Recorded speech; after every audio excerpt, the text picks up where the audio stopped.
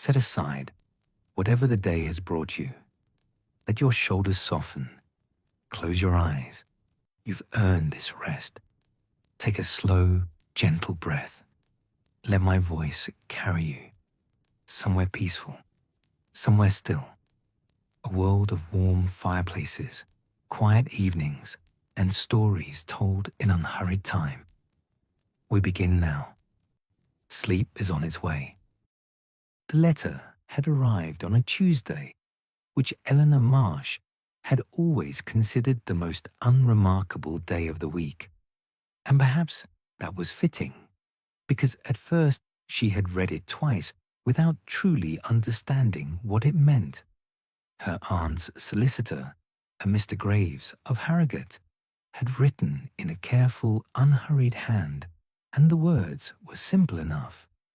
Miss Ruth Marsh had passed peacefully in her sleep on the 14th of October, and she had left her entire estate, comprising one stone cottage and one tea shop at number 4, Thornwick Lane, Thornwick Village, Yorkshire, to her granddaughter, Eleanor Marsh, formerly of Camden, London. Formerly of Camden. Eleanor had smiled faintly at that. She supposed she was formerly of Camden. She was formerly of a great many things. Now, 3 weeks later, she sat in the second carriage of the northbound train, her face turned toward the window, watching England change around her. London had given way to Hertfordshire, then to the rolling, open country of the Midlands, and now, as the afternoon stretched long and amber across the land, Yorkshire was beginning, really beginning, in the way it only could if you had never seen it before. The hills arrived gradually, as if they did not want to startle anyone. First a gentle swelling of the fields, then stone walls appearing where there had been hedgerows, then the valleys deepening on either side of the track, and the light doing something altogether different from what it did in the city. It pooled, it gathered in the low places, and glowed there, warm and unhurried, as if time itself moved more slowly in this part of the world. Eleanor had 2 bags. One held her clothes, her notebooks, 3 novels she had packed with the best of intentions, and the small tin of shortbread she had bought at King's Cross without entirely knowing why. The other held something more complicated, the letter from Mr. Graves, a photograph of Ruth taken sometime in the 1860s. Young, bright-eyed, standing in front of a shop door with her arms folded and a look of cheerful stubbornness about her, and a small envelope that Mr. Graves had included with a note saying only, "She asked me to give you this when the time came." She was quite specific about the timing. Eleanor had not opened the small envelope yet. She had held it on several evenings, turning it over in her hands, feeling the slight weight of whatever was inside. Paper, she thought, folded several times, and each time she had placed it back in the bag and made herself a cup of tea instead. She was not ready. She would know when she was ready, and the moment had not yet arrived. Outside the window, a village passed, just a glimpse of grey stone, a church spire, smoke rising straight and slow from a cluster of chimneys. And then the fields returned, and a river appeared below the embankment, silver and unhurried, winding through the valley floor as if it had never been told there was anywhere it needed to be. Eleanor pressed her palm flat against the cold glass. Somewhere ahead, a place she had never been, was waiting for her. A shop full of tea, a life she had not chosen and had not expected. She was 52 years old, and she had the peculiar sensation, not unpleasant, of being at the very beginning of something. The train did not hurry. The hills did not move aside. The light continued to pool in the valleys, golden and patient. She would arrive when she arrived. The station at Thornwick was so small that Eleanor almost missed it entirely. There was no announcement, no porter appearing at the carriage door, and the platform, if it could properly be called that, was nothing more than a raised strip of stone, barely long enough to accommodate 2 carriages. A painted sign on a post read, Thornwick, in letters that had once been black and were now the grey of old weather. A single gas lamp stood unlit in the last of the afternoon light. A bench held no one. Eleanor stepped down with her 2 bags and stood for a moment, breathing in the air, which was nothing like London air. It was cold and very clean and carried the smell of cut grass and something faintly mineral, stone perhaps, or the particular damp of moorland. And underneath all of it, so faint she might have imagined it, the sweetness of something dried and herbal. She breathed in again. It was still there. She was the only person to have alighted from the train. The engine gathered itself with a long exhalation of steam and moved on without ceremony, and within 30 seconds she could no longer hear it, and the silence that replaced it was extraordinary. Not the silence of absence, but the silence of a place that was thoroughly, contentedly itself. Wind moved through the long grass on the far side of the track. Somewhere, a sheep called once and was answered.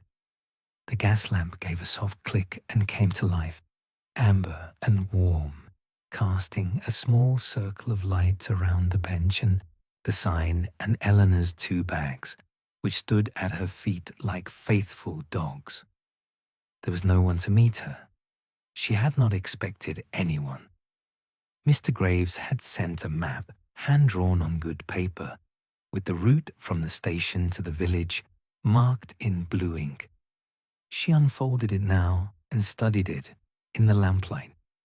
The village was a 1/4-mile walk along a lane that ran east from the station, through a field gate, past a farm and its outbuildings, and then into Thornwick Lane itself, which curved gently around to the village green. A 1/4 mile. She picked up her bags and set off. The lane was narrower than she had expected, bounded on both sides by dry stone walls of the particular Yorkshire kind, dark, mossy, fitted together without mortar, as solid as the land itself. The evening sky above her was a deep and luminous blue, the last colour draining slowly from the west, and the first stars were appearing with a tentative quality of things not yet certain. They were welcome. Bats crossed the lane in swift, erratic arcs. The grass at the wall tops moved in the breeze with a sound like breathing. Eleanor walked slowly. She was not a woman who rushed.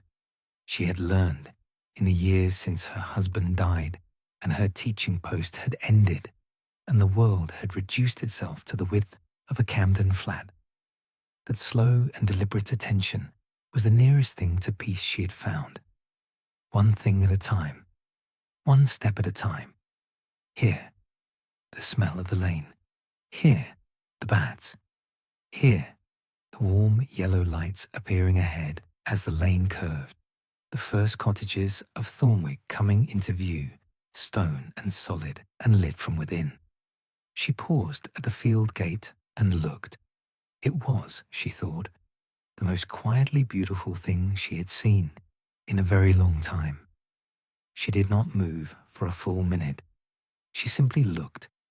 Thornwick at dusk was a place that seemed entirely unaware of the rest of the world's opinion of itself, which was probably, Eleanor thought, exactly what gave it its particular character. The village green was not large, perhaps 30 paces across, and the chestnut tree at its center was old enough to have witnessed several generations of everything. Its roots had long since lifted the paving stones around it into a gentle upheaval that nobody had thought to repair, not because they lacked the means, but because the paving stones in their lifted, imperfect state seemed natural, and the tree seemed to prefer it that way. Around the green stood perhaps a dozen buildings, a public house with a swinging sign, the Shepherd's Rest, from which came the low murmur of voices and the smell of coal smoke and something being cooked with rosemary. A small post office, shuttered now. A church of Norman foundation with a yew in the churchyard, so dark it was nearly invisible against the night sky. A bakery, identifiable by the ghost of bread still warm in the air outside it. And on the far side of the green, just where Mr. Graves's map had promised, a narrow building of the same grey Yorkshire stone as everything else, with a single bow window that glowed with a light so warm and amber it looked from across the green like a small, domesticated version of the setting sun. Number 4, Thornwick Lane, the Marsh Tea Shop. Eleanor stood at the edge of the green and looked at it for a long time. She was aware of being looked at in return, though not directly. A curtain moved in the cottage adjacent, and a man coming out of the Shepherd's Rest paused on the step and watched her for a moment before disappearing back inside. Small villages noticed strangers. That was simply the nature of them. The shop window held a display she could see, even from across the green. A collection of small glass jars arranged on a deep windowsill, each one catching the interior light and turning it different colors: amber, pale gold, deep brown, the greenish tint of dried mint. Between the jars, someone, Ruth, she supposed, on her last day of arranging things, had placed a small card on which was written, in handwriting, Eleanor recognized instantly from 30 years of birthday letters, the words, "Welcome, whatever brought you here." Eleanor felt the breath go out of her. She stood very still on the edge of the green, in the cooling evening air, with the chestnut tree behind her and the lamplight of the village in front of her, and she felt something loosen in her chest that she had not known was tight. She crossed the green slowly, her bags bumping against her knees. She found the key in the envelope Mr. Graves had sent, large and iron and slightly rusty at the bow, and she put it in the lock of the dark green door, and she turned it, and the door opened with the long, unhurried groan of a door that has been still for a little while, but is not in the least unwilling to move again. She stepped inside. The smell reached her before her eyes had adjusted to the light. It was not a single smell. That would have been too simple, too easy to name and set aside. It was a conversation between many things, lavender certainly, and the dry warmth of Ceylon tea, and something spiced that might have been cardamom or clove, and beneath all of that a deeper note, like old wood and beeswax and the pages of books that have been read many times. Eleanor stood just inside the closed door with her bags at her feet and breathed in again, and felt the particular quality of the air settle around her, like something put on after a long time away. The interior of the Marsh tea shop was narrow and tall-ceilinged, lit by 2 oil lamps, whose light fell warm and amber across everything. The left wall was almost entirely shelving, deep wooden shelves, floor to ceiling, painted in a dark green that had faded to the color of old sage, and on every shelf, jars, hundreds of them, of every size, all glass, all sealed with cork or tin lids, all labeled in Ruth's handwriting. Eleanor moved toward them shelves slowly, as though approaching something sleeping.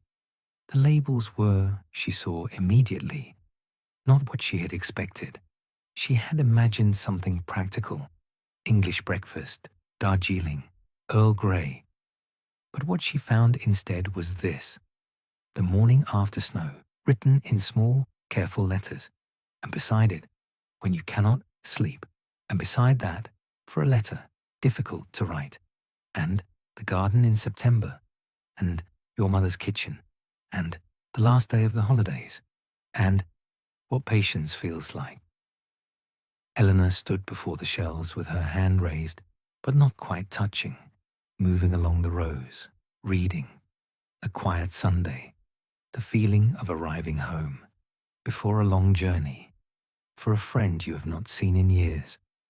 The smell of books in an old house, first frost, steady rain on a tin roof. Everything will be all right. She stopped at that one. Everything will be all right. The jar was medium-sized, filled with a mixture that was deep and complex. She could see dried flowers and what appeared to be dried apple peel and something darker, like roasted grain. The label was slightly faded, as if it had been made earlier than the others. She picked it up carefully and held it in both hands, feeling the smooth weight of the glass, the faint coolness of it against her palms. From the far corner, a small clock on the mantelpiece, above the fireplace, ticked softly. The fireplace itself held a grate that was cold but laid ready, with paper and kindling and 2 pieces of coal. Someone, Mr. Graves, perhaps, or a neighbor he had engaged, had thought of this. Eleanor found the matches on the mantelpiece shelf, knelt, and lit the fire. She sat on the low wooden bench beside the fireplace and held the jar in her lap while the kindling caught and the coal began to glow and the room grew gradually warm. Eleanor slept that first night in the small bedroom above the shop, in a bed that had clearly been Ruth's. Its iron frame painted white, its pillows smelling of dried lavender, its quilt a patchwork of many different fabrics in many different browns and greens, and the occasional defiant patch of deep red. She lay on her back and looked at the ceiling, which had a crack in the plaster shaped, if she tilted her head, a little like the Yorkshire coast, and she listened to the village settle into its night. There was rain, eventually. It came quietly, beginning with just the sound of individual drops on the windowsill, and then filling in gradually until it was a steady, even sound against the glass, the kind of rain that has no urgency in it, that is simply present. The wind moved in the elm tree that stood behind the cottage. She had noticed it in the dusk, old and wide, its remaining leaves the color of tarnished gold, and the sound of the wind in its branches was a long, slow sighing that rose and fell like breathing. She thought about Ruth, not with grief, exactly, or not only with grief, but with the particular quality of wondering that comes when a person you loved is gone and you find yourself surrounded by the life they built. Every object in this room had been chosen by Ruth, had been touched by Ruth's hands, had been useful or beautiful or necessary to Ruth's daily existence. The small blue jug on the windowsill, the stack of books on the bedside table. She had looked at the spines before getting into bed. 2 novels she recognized, one on the history of Chinese tea cultivation, one slim volume of poetry by a woman she had not heard of, a pair of reading glasses folded on top of the poetry, as if Ruth had simply put them down and stepped out. Eleanor reached out and touched the reading glasses very lightly with one finger. The rain continued. The wind moved in the elm tree. Somewhere down the lane, a dog barked twice, and then thought better of it. Eleanor turned on her side, pulling the patchwork quilt closer, and felt the warmth of the bed settle around her. She had not opened the small envelope yet. She had not opened it, and she was not yet ready, and that was perfectly fine. Some things needed to arrive in their own time, like the rain, like the warmth of a fire, like the understanding that sometimes the right thing to do was simply to be present in a place and allow the place to make itself known. She closed her eyes. The rain spoke softly to the window. The elm tree breathed. She slept. She woke before 6 and lay still for several minutes, listening to determine where she was, which was something she had done every morning since James died. That brief, floating interval between sleep and waking when the world had not yet declared itself. Then the patchwork quilt made itself known, and the sound of a wood pigeon in the elm tree, and the particular quality of the light coming through the curtains, which was the cool, diffuse light of an English October morning, and she knew. Thornwick, the tea shop. Hers, apparently, now. She dressed warmly. Wool. Stockings, her good green dress, a knitted shawl she had not taken off since Leeds, and went downstairs and found, to her great satisfaction, that the kitchen at the back of the shop was both well supplied and well arranged.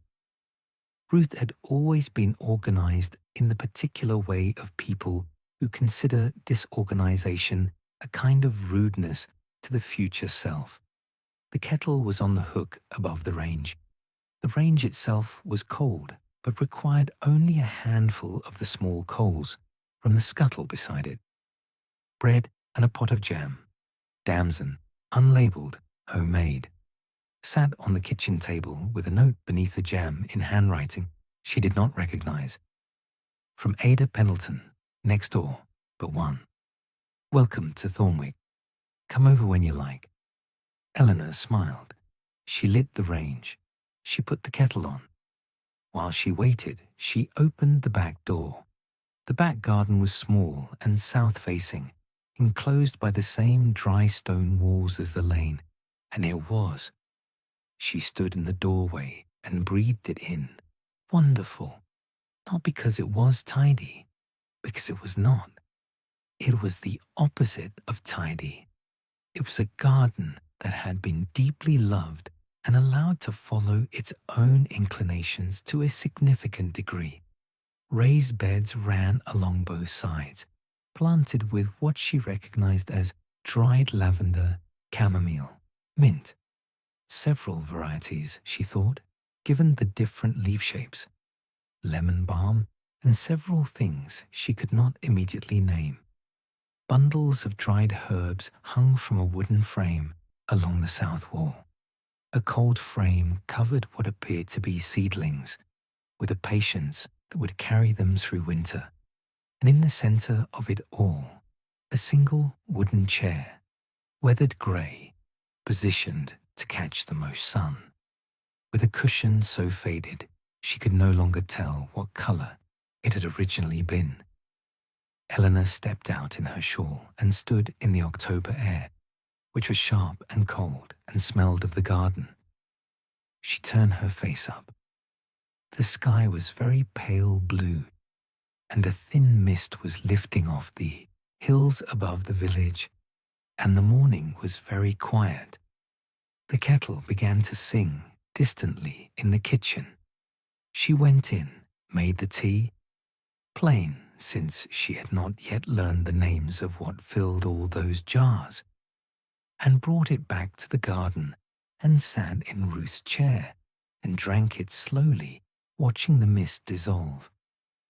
Ada Pendleton arrived at 8:30 with the unstoppable quality of someone who has decided to be helpful and has determined that the best time for helpfulness is immediately.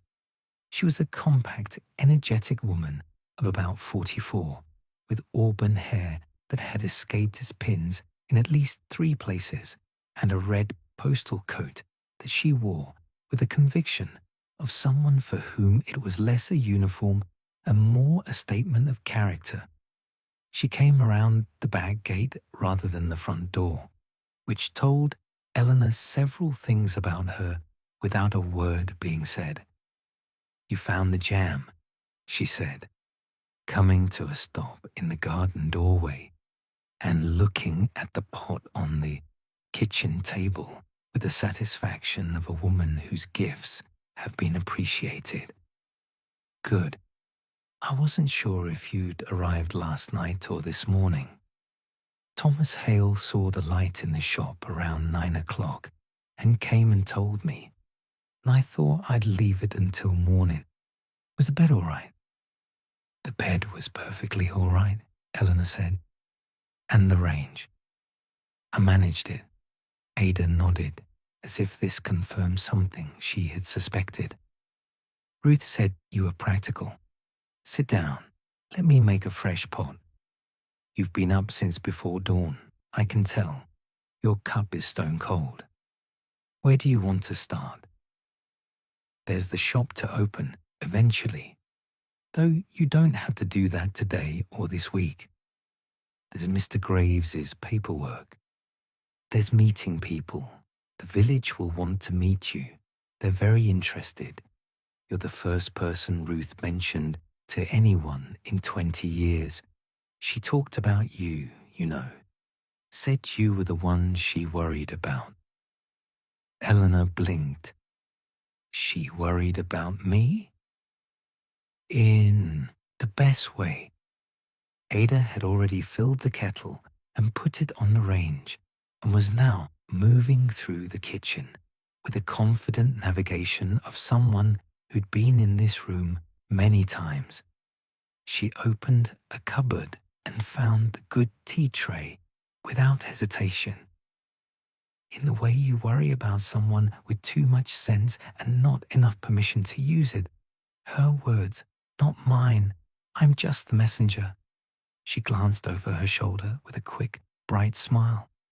"Literally, in fact, I am the postwoman." Eleanor found herself laughing, a real laugh, not the polite approximation she had offered to most people for the past several years. It surprised her. She sat down at the kitchen table, and Ada sat opposite her, and the kettle came quickly to the boil, and the second cup of tea of the morning was made, and outside the garden held its October stillness, and inside something began, quietly, to change. After Ada left, reluctantly, as she was due at the post office by 9, but with the firm promise of returning that afternoon. Eleanor sat alone at the kitchen table with a third cup of tea and Ruth's notebook, which she had found the previous evening in the drawer of the small desk in the shop's back corner, and which she had been carrying with her, unopened, in the pocket of her shawl since this morning. It was a brown leather notebook, well worn, its cover soft from years of handling, its corners slightly curled. The clasp was a simple one, a leather loop over a bone button, and Eleanor unfastened it and opened the cover. Inside, in Ruth's handwriting, a handwriting she had loved since childhood, large and slanted and full of confidence, and the occasional entirely unnecessary flourish on capital letters, was written, "For Eleanor, who I have been waiting to meet properly for a very long time. These are not recipes. Not exactly. They are conversations I began with this village and with the people in it. Over 40 years. You'll find, if you pay attention, that each blend knows what it's for better than I do. I just mix the ingredients. The intention was already there, in the leaves. The rules are simple. Mix nothing in anger. Measure nothing in haste. Taste everything before you offer it to anyone. And if someone doesn't want what you've made, don't insist. Start with The Garden After Rain. It is the most forgiving blend I know. Eleanor turned the pages slowly. The notebook was full, every page covered in Ruth's handwriting, the recipes interspersed with observations, with small watercolor sketches of herbs and flowers, with notes about customers. Thomas Hale takes his tea very strong, no milk, no sugar. But ask him if he'd like a piece of the shortbread, and he'll always say yes, though he pretends to think about it. And the children from the school come on Fridays. Make extra of the apple and cinnamon. It's the one that says safe to them, I think. The smell of it through the door is enough. And Reverend Birch has been coming every Tuesday for 31 years. He never asks for anything specific, just sits. Give him whatever feels right. He's had every blend I've made and never once said the wrong thing about any of them. Eleanor sat with the notebook open across her knees and the tea cooling in her cup and the morning light moving slowly across the kitchen floor. 40 years, 40 years. Her grandmother had sat in this kitchen, had walked out to that garden, had stood behind that counter and learned the names and the longings and the quiet needs of this entire village. She turned to the first recipe page, The Garden After Rain. The ingredients were listed in Ruth's careful hand, with notes beside each one. She read slowly, learning the language of it. She thought she might open the shop on Thursday. She met Thomas Hale for the first time on Wednesday afternoon, which was the day she spent cleaning the shop properly, taking down every jar from every shelf, dusting each one, checking the seals, replacing the few that had lost their cork stoppers, and placing them all back in order. She had been at it since 9 in the morning, and by 2 o'clock she had completed 2.5 of the 4 walls and developed a comprehensive, if entirely unsolicited, knowledge of her grandmother's entire range of tea blends. She was on a small stepladder, reaching for a jar on the top shelf. Midsummer morning, it said, and something inside it was green and bright smelling, something that cut through the general warmth of the room with a clarity like cold water. When she heard the shop bell, which she had not yet opened the door of, ring once, she turned, holding the jar, and there was a man in the doorway.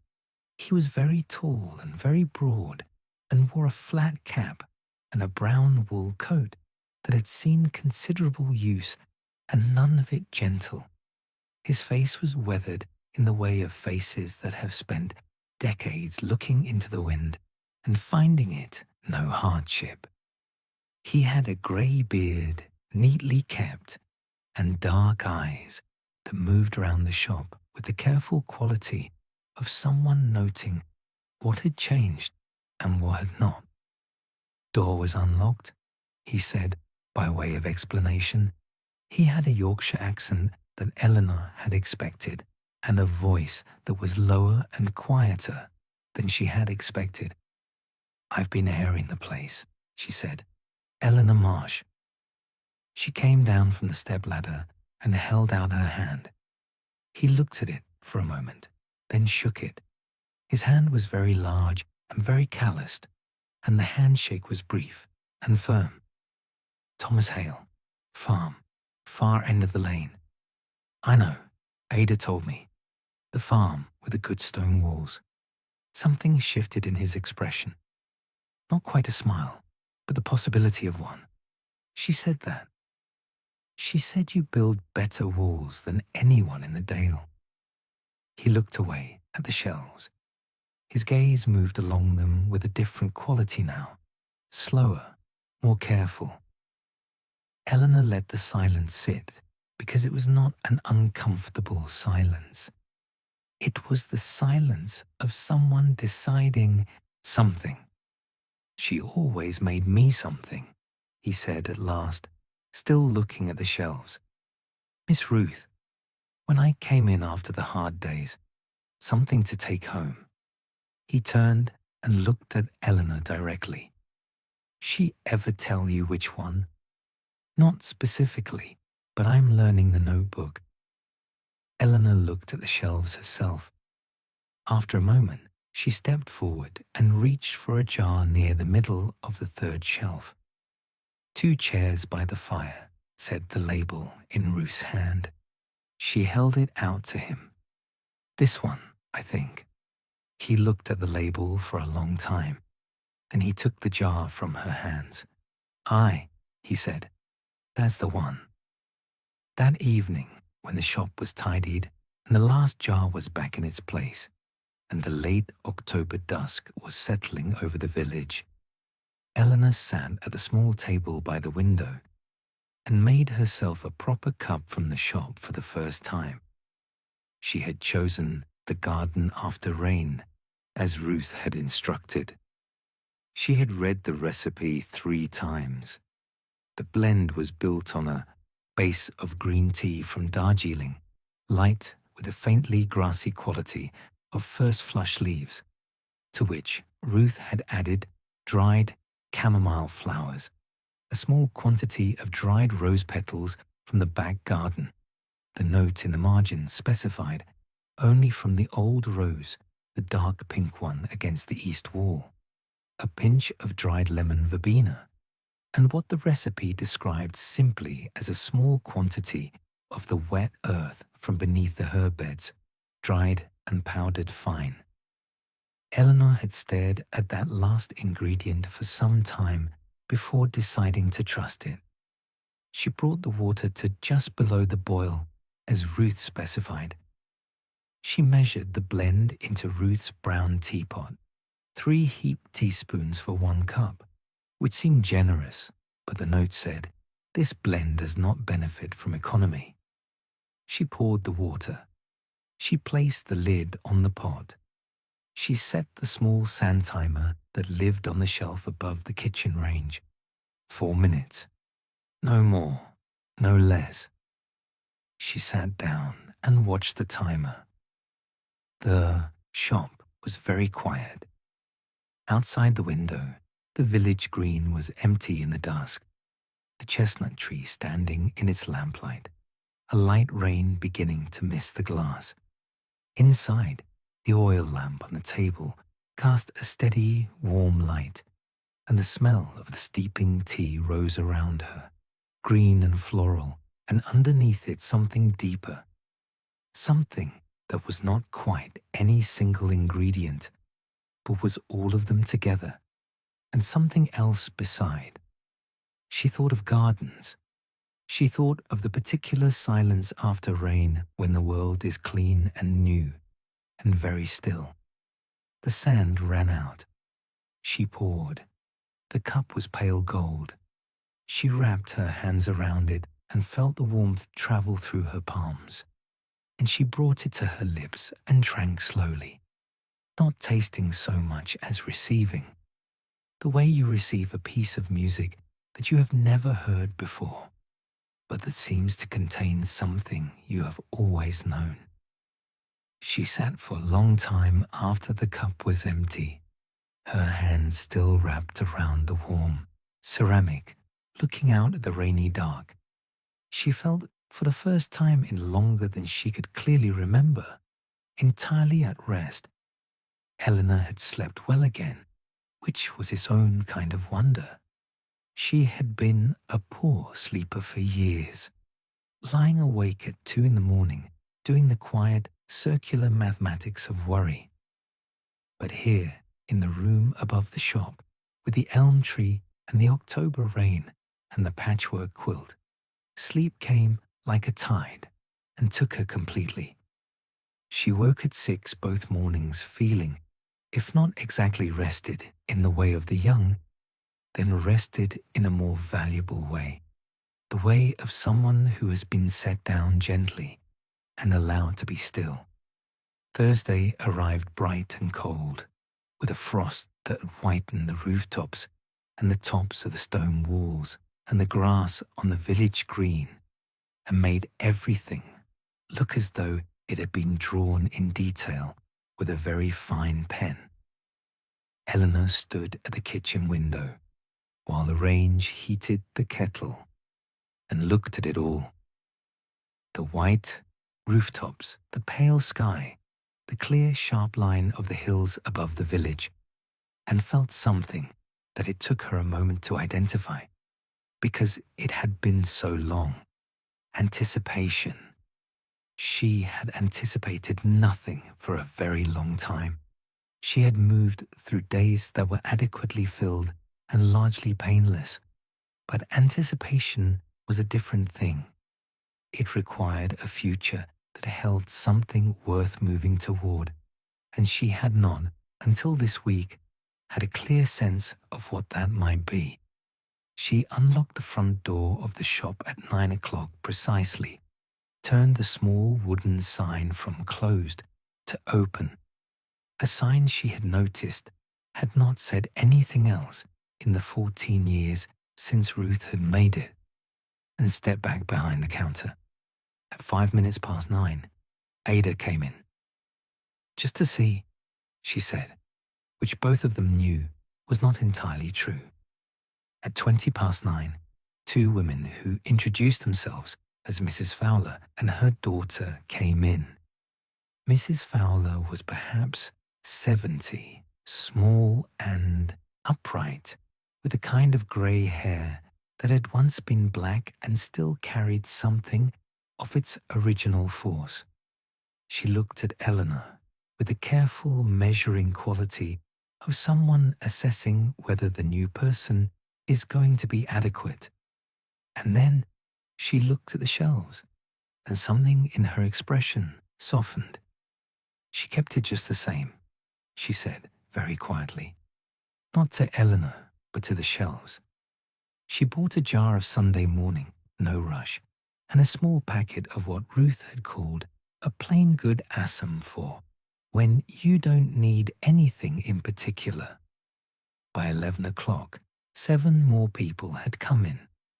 By lunchtime, Eleanor had sold 12 jars of tea, 3 packets of the plain blends, had made 4 cups for customers who sat at the 2 tables by the window, and had spoken to enough people to know that Thornwick was the kind of village where everyone knew everything about everyone, and found this entirely natural. She had also been told twice that she looked like Ruth around the eyes, which, she found, was the nicest thing anyone had said to her in years.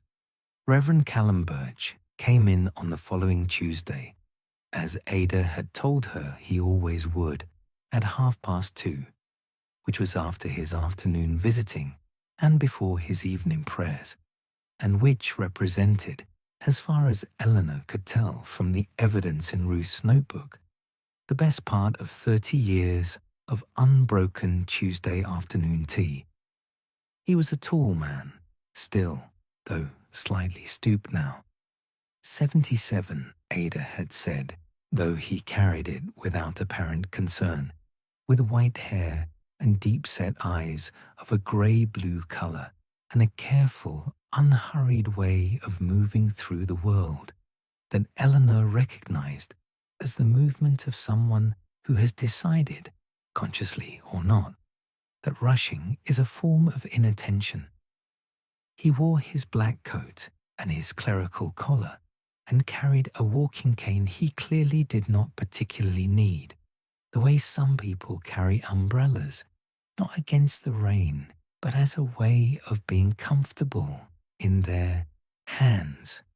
He sat at the corner table, the table furthest from the window and nearest the fireplace, and he set his hat on the chair beside him, and he folded his hands on the table, and he looked at Eleanor with the attentive, non-intrusive quality of someone who is waiting without pressure. Eleanor brought him a cup.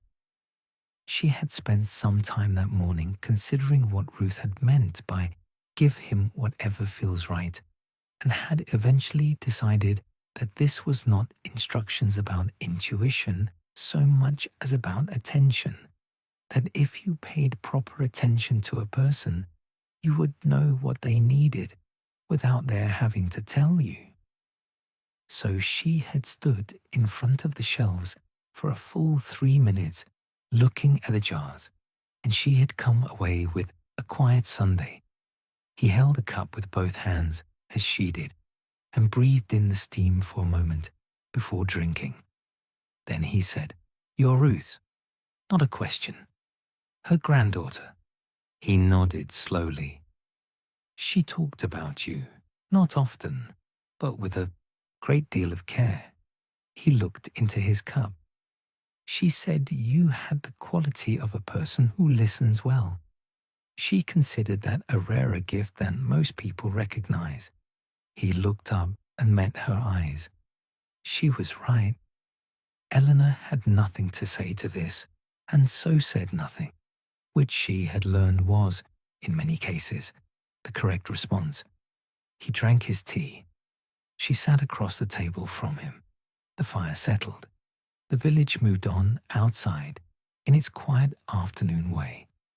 They did not speak again for quite some time, and it was entirely pleasant.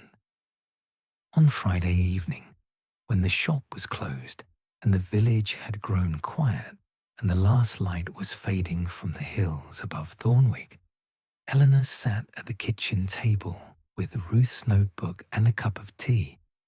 She was working her way through the blends systematically, one new one each evening, which felt like the right pace, and read.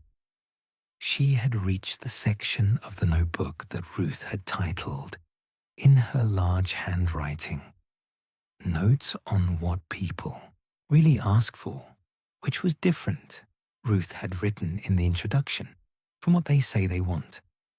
What they say, "I'll have whatever's nice." What they mean, "I need something that doesn't require anything from me today." What they say, "Something warming." What they mean, "I have been very cold in a way that has nothing to do with the weather." What they say, "Ruth's special blend, the one you made last time." What they mean, "I would like to feel the way I felt the last time I was here." Eleanor read this passage several times. She read it as a teacher. She had taught secondary school for 26 years, English and sometimes history, and recognized in it the same principle she had tried to teach her students about reading. The text is never only the text. What is said is only ever the surface of a thing. Beneath it runs everything the speaker has not found words for, or has found words for, but is not yet willing to say. Ruth had understood this. Ruth had built an entire profession around it. She turned the pages. There were notes on individual villagers, written with great kindness and without a syllable of unkindness.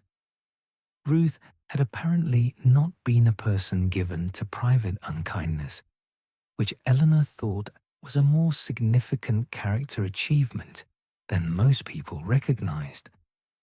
There were notes on the seasons and how they affected what people needed. Autumn always brings the people who are carrying something that summer gave them no time to set down. Let them set it down here. And January is the loneliest month. Make the fire bigger than you need to in January, and leave the door open a little longer. There were notes on the blends themselves, amendments, refinements, substitutions when certain herbs were unavailable, thoughts on how a blend that worked in summer did not always work in winter and why. And interspersed among all of it, in no particular order, were sentences that were nothing to do with tea at all. The point of this shop is not the tea, and what people take away when they leave is not what they came in for. This is the whole point. And on the last page, she read that night, Eleanor, if you're reading this in order, you're doing it too slowly. Skip to the middle. That's where I kept the things I most wanted you to find. Eleanor sat back in her chair and laughed. Oh, Ruth, she said to the empty kitchen. She turned to the middle of the notebook. She came in on a Saturday, late in the afternoon, when the shop was otherwise empty. A young woman of perhaps 19, with fair hair in a long plait that she wore over one shoulder and flour on her apron from the family bakery 2 doors down. She stood in the doorway and looked at the shelves with an expression that Eleanor recognized from her teaching years as the expression of someone who has come to do a thing and is now not certain they should have. Come in, Eleanor said, from behind the counter. There's no requirement to buy anything. The girl came in, but stayed near the door. She looked at the shelves for a while without speaking. She was, Eleanor could see, not shy exactly. She had the self-possession of someone accustomed to hard work and practical responsibility, but she was carrying something that made her move carefully, as if she were afraid of jostling it. My mum said, Miss Ruth used to have something, she said at last, for when you were about to do something that frightened you. Not something to make the fear go away, just something to make it easier to go ahead with it. Eleanor looked at the shelves. She knew the answer to this without having to search for it, because she had read all the labels now and she'd been paying attention. Before you go, she said, 3rd shelf, left side. She didn't move to get it, because it seemed important that the girl reach for it herself. The girl walked to the shelves and found the jar. She held it, as people always did, with both hands. She read the label. Then she looked at Eleanor. What's in it? Rosemary, a little thyme, dried blackcurrant skin, green tea and roasted barley. Eleanor paused. Ruth's notes say it tastes like the morning of a long journey, when you're frightened and excited and neither feeling entirely separate from the other. The girl was quiet for a moment. I'm leaving for Edinburgh in January. I want to study. Nobody here thinks it's a good idea. Not my parents, not... She stopped. Anyway, will you stay? Eleanor said. I'll make a cup. The girl, Mira, she told Eleanor, Mira Lowe, stayed for 40 minutes. They talked about Edinburgh and about the particular loneliness of being the only person in a place who wants a different kind of life, and about how that loneliness was not a failure. It was simply the cost of certain kinds of courage. Eleanor did not advise. She asked questions, and she listened, and she made a second cup from a different blend, this one called Something New, which tasted of cardamom and dried apple and something bright that Eleanor still could not identify. When Mira left, she bought 2 jars, one for herself, one for her mother. There was a particular quality to Saturdays in Thornwick that Eleanor had not expected. They were busy in the particular low-key way of village Saturdays, which meant there was always someone coming in and always a pause between them, and the rhythm of it was something she was beginning to recognize as different from London's rhythm in every possible way. In London, busyness had been relentless. The pace of the street, the underground, the school corridors, where 500 young people moved in purposeful directions at all times. Here, the busyness had spaces in it, like the pattern in good lace. Between Mrs. Fowler buying her weekly Assam and Thomas Hale collecting the blend Eleanor had begun to set aside for him every Friday. Not 2 chairs by the fire, which he had taken the first time, but a new one, the last light of October, which she had simply felt was cracked. There were intervals of 20 minutes, 30 minutes, in which the shop was still, and she could hear the wood pigeon in the elm tree and the particular soft sound of the wind coming down off the moorland. At 4 o'clock, she made another cup of the garden after rain and sat at the table by the window. The village green in the last November light. She had lost track of the dates, but it was certainly November now. The mornings were dark when she rose. The frost thicker was the colour of pewter and dull gold. The chestnut tree nearly bare now, its few remaining leaves turning slowly in the wind. The lamp by the tree was already lit, though it was not yet dark.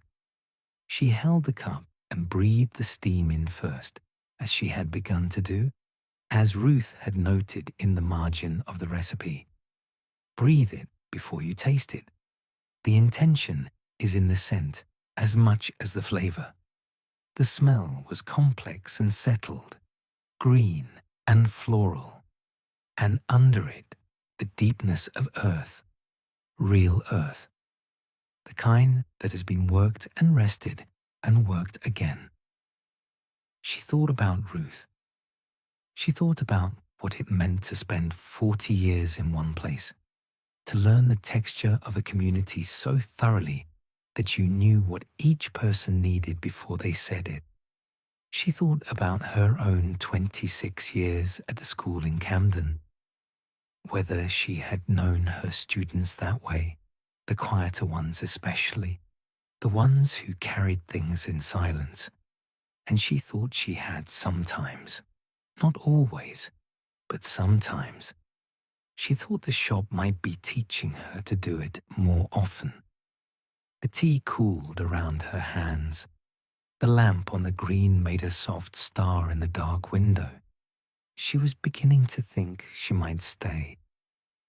Thomas Hale came back on a Tuesday, not his usual day.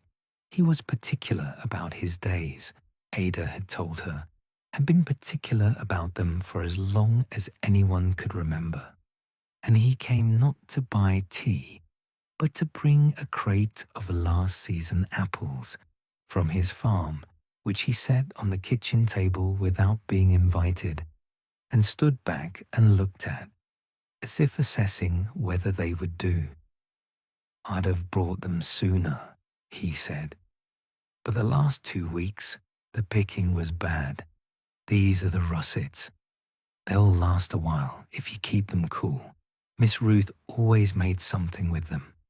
I don't know what. Eleanor looked in the notebook that evening and found the entry immediately. Thomas Hale brings russet apples every November, without fail, without being asked, and without making it into anything. Use them in the autumn warmth blend, dried apple peel, and in the kitchen. He'll have some of whatever you make without being asked for his opinion and not volunteering it. She made apple cake that evening, using a recipe from the tin box on the kitchen shelf above the range, which held, she had discovered, 20 years of handwritten recipes on folded cards and the occasional scrap of brown paper. The kitchen filled with the smell of warm apple and cinnamon and brown sugar. and she left the back door ajar because the evening was not too cold, and the smell, she felt, deserved to go further than just the kitchen. The next morning, at 8 o'clock, before the shop opened, there was a knock at the back gate. It was Thomas. He held his flat cap in his hands.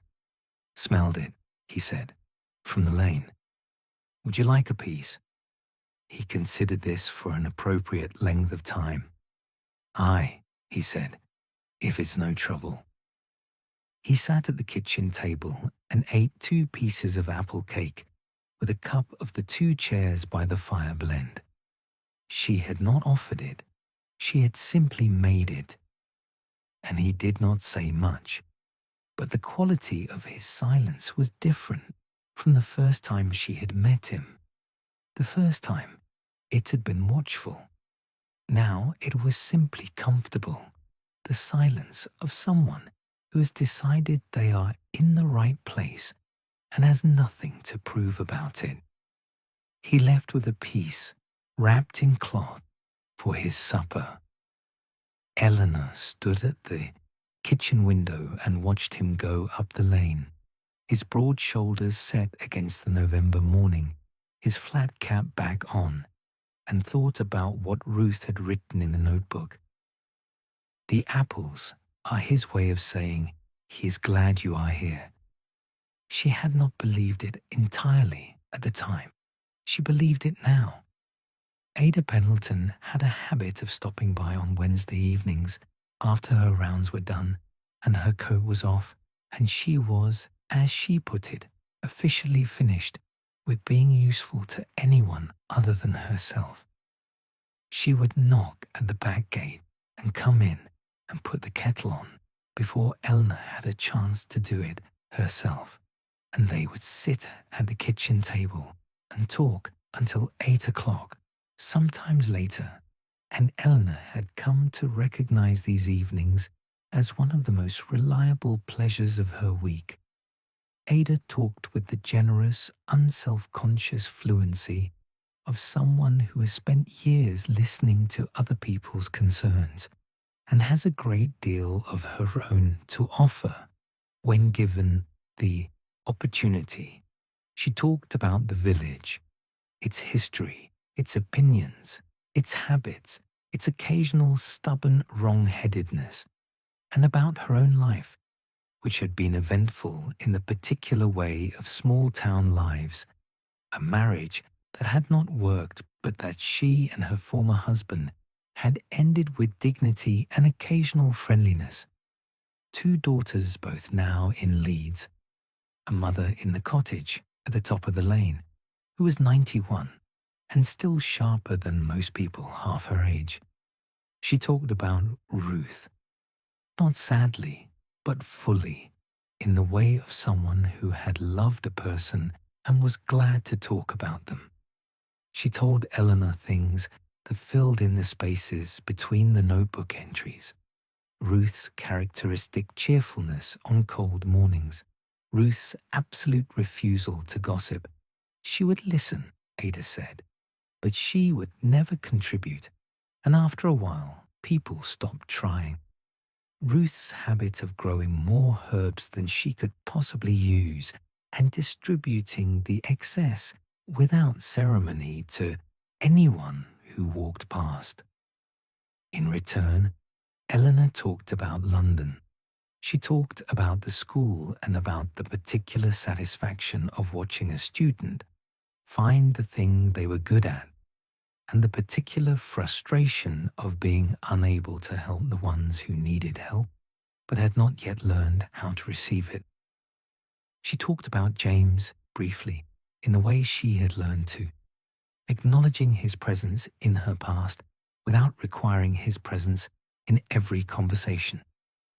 One Wednesday, Ada said, "You're going to stay, aren't you?" Again, not a question. Eleanor poured the tea. Outside, the November wind moved in the elm tree. The range ticked warmly. "Yes," she said, "I think I am." Mrs. Fowler came in every Saturday, regular as the week itself, and bought her Assam, and occasionally When something in her bearing signaled that the week had been harder than usual, she sat at the window table and allowed herself to be made a cup of something else. She was not the sort of woman who asked for things. Eleanor had learned this quickly. She was the sort of woman who had spent 70 years managing well and had acquired, through this management, a kind of dignity that she wore like good wool, warmth without ostentation. One Saturday in early December, she came in, and she was not quite herself.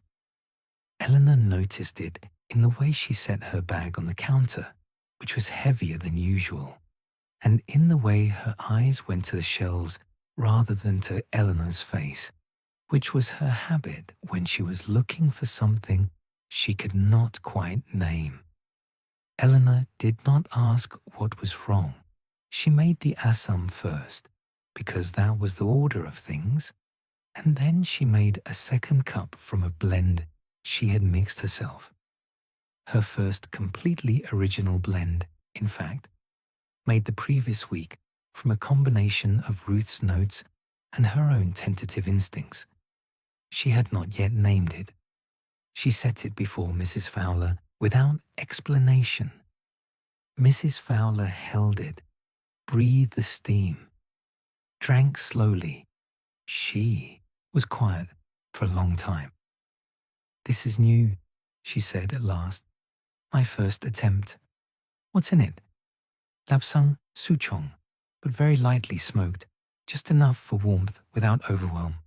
Dried rosehip, a little dried orange peel from the tree Ada's and Mother keeps. Dry blackberry leaf." She paused, and something Ruth had in a jar labelled only as patience, which turned out to be very finely dried oat straw. I thought it was interesting. Mrs. Fowler was quiet again. Then she said, "It tastes like the end of something difficult." Eleanor nodded. "That's what I hoped." Mrs. Fowler finished the cup without speaking. When she stood to go, she picked up her bag and held it for a moment, then said quietly, "My sister died on Thursday, in Edinburgh. We hadn't spoken in 6 years." She said it not as a confession, but as a fact she had been carrying and had decided to set down, at least momentarily, at this table. "I'm very sorry," Eleanor said. Mrs. Fowler nodded, once briskly, the way she received things. "What will you call it?" Eleanor considered. "I think," she said slowly, "I'll call it After All." December came to the garden with a different quality than October or November had managed. October had been brisk and copper-coloured, full of last efforts at beauty. The rose against the east wall giving its final, slightly desperate flowers, the mint still pungent if you brushed it with your hand. November had stripped things back methodically, the way a practical person clears a table after the guests have left. But December settled in with the quiet authority of something that intended to stay for a while and was comfortable with that intention. Eleanor kept going to the garden every morning, even when it was cold enough to see her breath, even when the frost made the flagstones slippery and the herbs were reduced to their woody stalks and the raised beds were covered in the straw she had mulched them with one dry November afternoon following instructions from Ruth's notebook.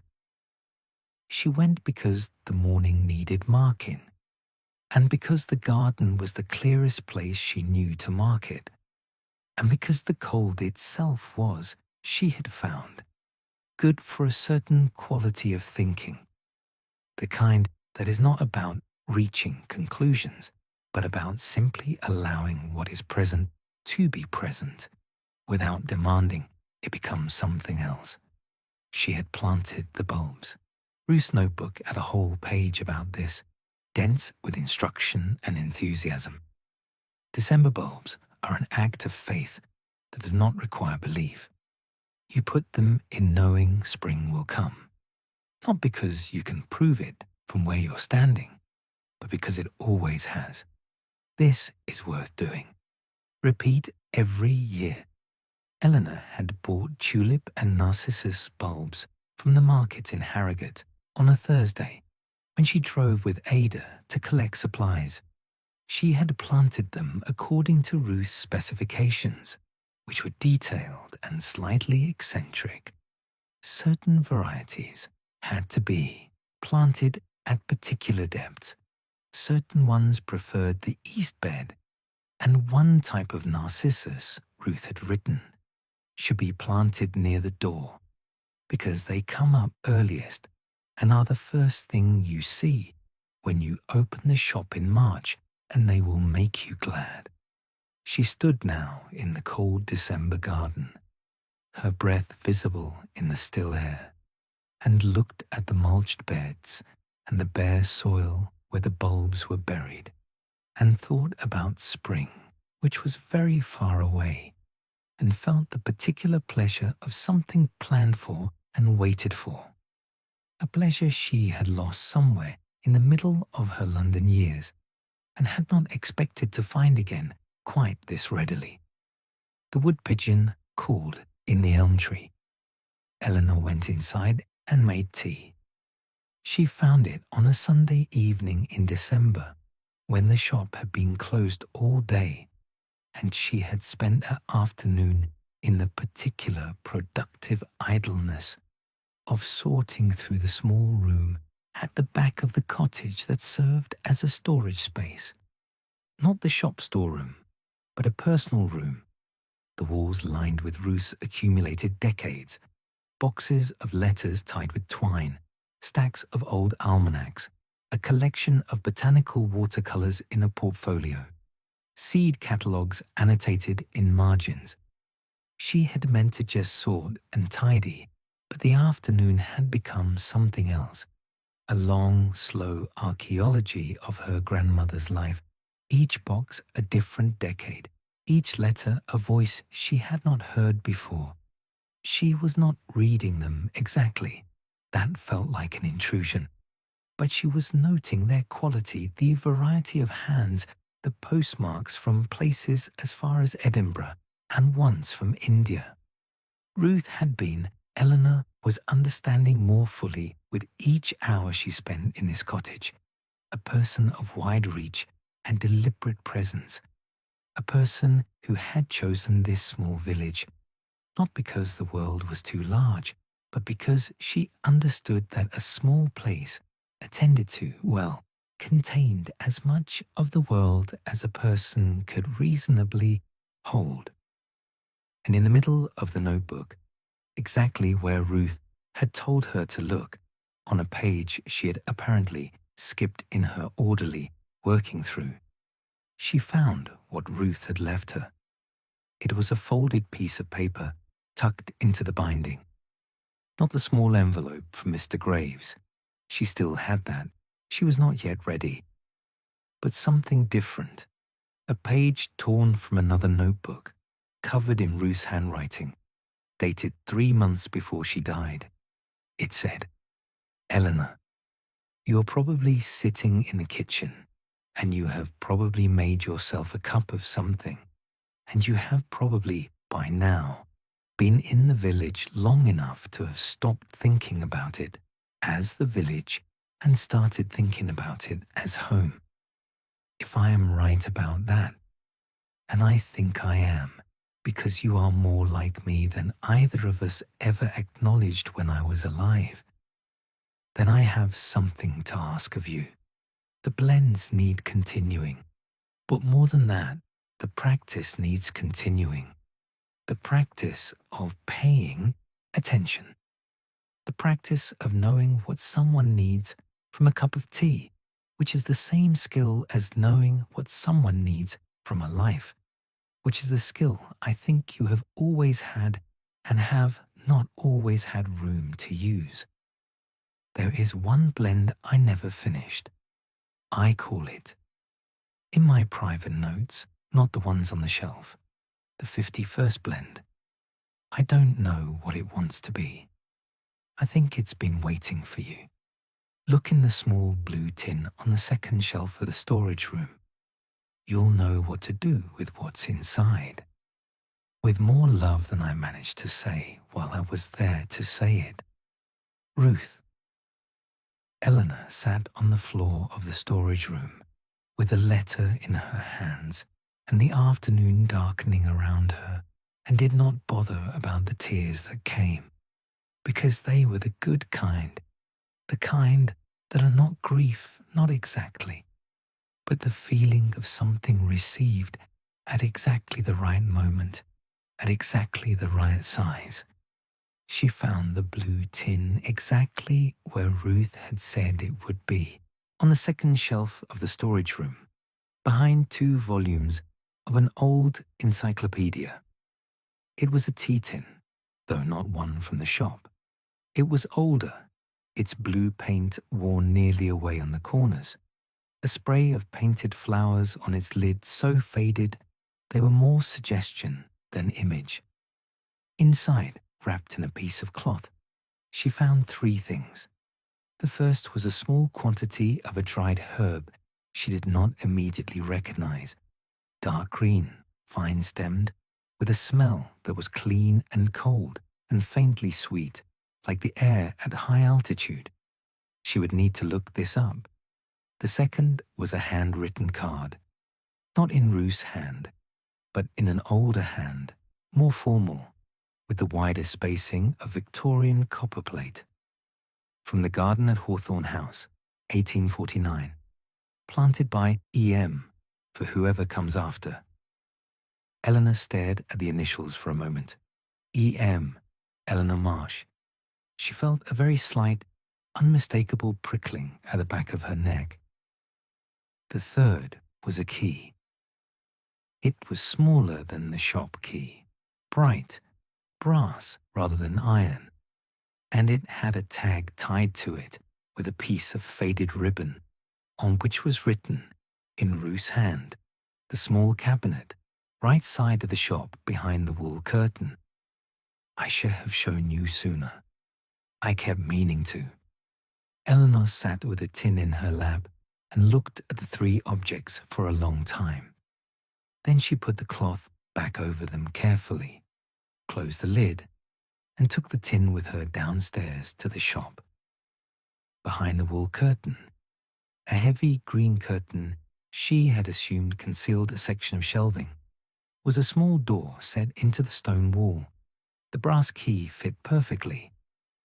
The cabinet inside was shallow, lined in cedar wood, and held a single shelf, and on the shelf was a row of very small glass vials, each sealed with wax, each labeled in a different hand, each hand different from the last. The labels on the vials read not names or descriptions, but single words, beginning, patience, returning, forgiveness, continuance. Beneath the shelf, a folded card in Ruth's handwriting. These are what the blends are really made of, not the herbs. These. Keep them, and keep what they mean, and the 51st blend will know when it's ready. Eleanor had not celebrated Christmas with any particular enthusiasm since James. The holiday had always been his province. He had been the one who remembered to buy a tree, who tracked down the particular chocolates that went in stockings, who called relatives with the cheerful reliability of someone who actually liked doing it. Without him, Christmas had become something to be navigated rather than celebrated, reduced to a day of adequate food and a long walk and an early night. Thornwick, she discovered, did not leave room for this approach. The village decorated itself in December with the unhurried thoroughness of a community that has been doing this for a very long time and has decided the way it has always been done is also the best way. Wreaths appeared on doors, real ones, of holly and ivy and rose hips made by Mrs. Fowler and her committee with the focused competence of a well-staffed military operation.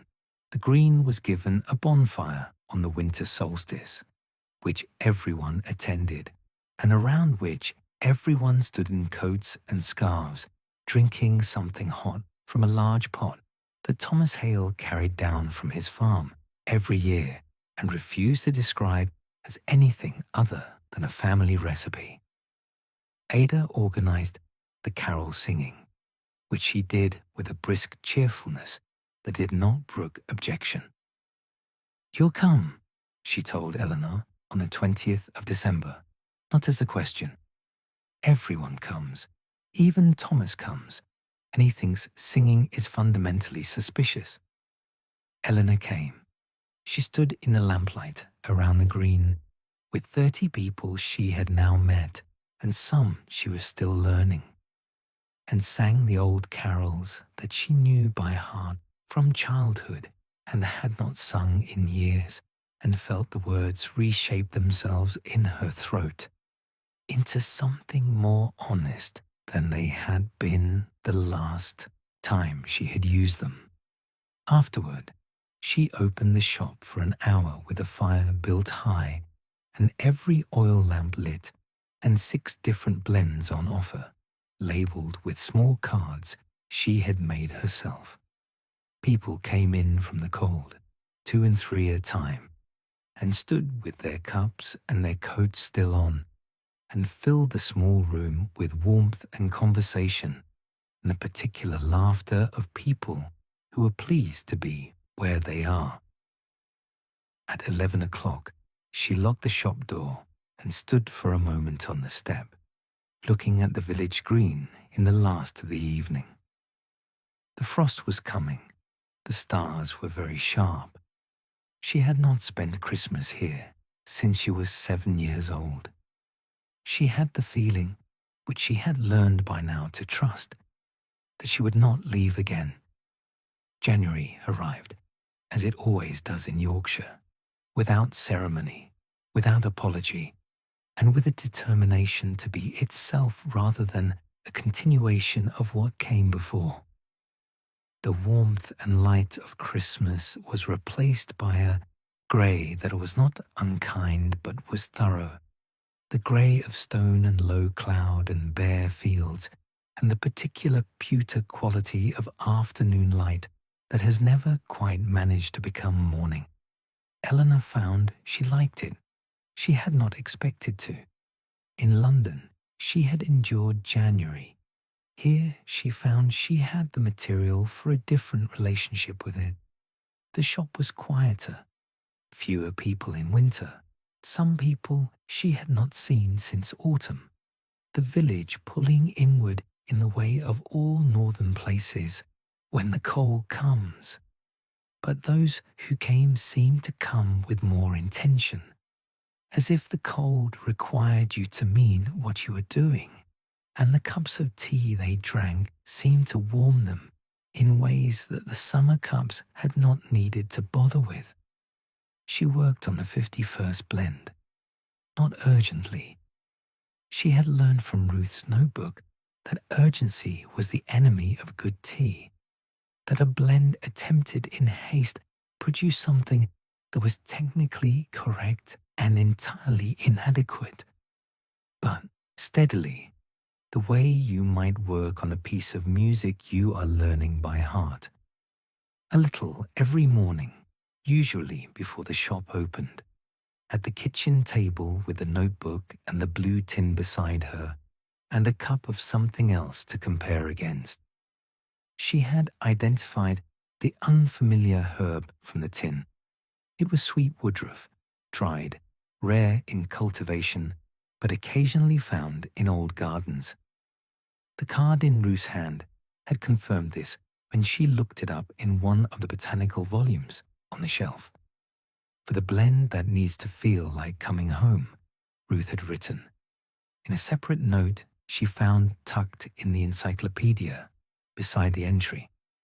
Sweet woodruff carries the scent of new mown hay and vanilla. but only fully releases when dried. Like many things, it takes time to become what it is. Eleanor dried a small additional quantity of the woodruff from the tin. She experimented with proportions. She made cups she did not think were right and drank them thoughtfully, and took notes in the margins of Ruth's notebook using a different color ink, so they were clearly hers. She was not in a hurry. The January days passed, grey and still, and entirely their own kind of beautiful. It happened in February, which was the month Eleanor had come to think of as Thomas's month. He came more often in February than at any other time, always in the morning, always before the other customers arrived, and she had the impression that this was how he preferred it, that the shop in its quiet pre-opening state was the place and the time he was most willing to say things. He told her on a February morning, when the wind was coming strongly off the moor and rattling the shop window, about Ruth, about his mother. First, she had been Thomas's mother's closest friend. Ruth had, from the time they were girls, and the friendship had lasted longer than Thomas's mother's life, which was not a long one. And about how after his mother was gone, Ruth had simply continued, being present, stopping in the way she stopped for everyone, making the particular cup she made for him, listening. She never tried to make it better, Thomas said, which was the longest sentence Eleanor had heard him produce. He was looking at the table, not at her. She just let it be what it was and sat with it alongside you. I don't think most people know how to do that. Eleanor thought of the notebook. What they need is not comfort. Comfort implies the difficult thing should not have happened. What they need is company. She taught me a lot, Eleanor said, without being here to do it. Thomas looked up at her briefly, with the dark eyes that said rather more than the voice. Then he looked back at his cup. After a moment he said, "What is this one?" "I called it February Morning," she said. "Though it's not finished yet. This is the third version." He drank it slowly and said nothing for a while. Then, "The first version was too sharp. The second was closer. This one." He stopped. "This one what?" "This one tastes like something you didn't know you'd been waiting for." He looked slightly surprised at himself for having said it, and she did not press it further, and they sat in the comfortable, practiced silence of people who no longer needed to fill the space between them. By the time February was properly underway, Eleanor had served tea to every person in the village at least once. She kept a quiet record of this, not the notebook kind, but the mental kind, a map of the community that was building itself gradually in her understanding. She knew now that Mrs. Fowler played chess by herself on Sunday evenings, and that the ritual had begun because her husband, 20 years dead, had been her chess partner, and she had refused to stop. She knew that Ada's mother, 91 and perfectly alert, had grown up in this village and had never once left it, and considered this not a limitation, but a thorough commitment. She knew that the young couple in the cottage on the north side of the green had married 3 years ago and were trying quietly and with considerable courage to have a child, and that the wife, a small, dark-haired woman called Frances, came in every Thursday for a cup of the garden after rain and stayed until she was ready to go back into her own life, with what Eleanor could only describe as renewed stores of gentleness toward it. She knew that the postman who covered the western road, A man of 60 called Gerald had been writing a novel for 11 years and had never shown it to anyone, and that he came in on Tuesdays with a plain Assam, and occasionally, when he thought no one was looking, traced the labels on the tea jars with one finger as if committing them to memory. She knew that Mira Lowe, who was still in the village through the winter, Edinburgh in January, she had said, came in twice a week and was getting ready. Eleanor could see it in the way she stood now, differently than in autumn, with a quality of intention that had consolidated from anxiety into something more like direction. She made each of them what they needed. She got it wrong sometimes.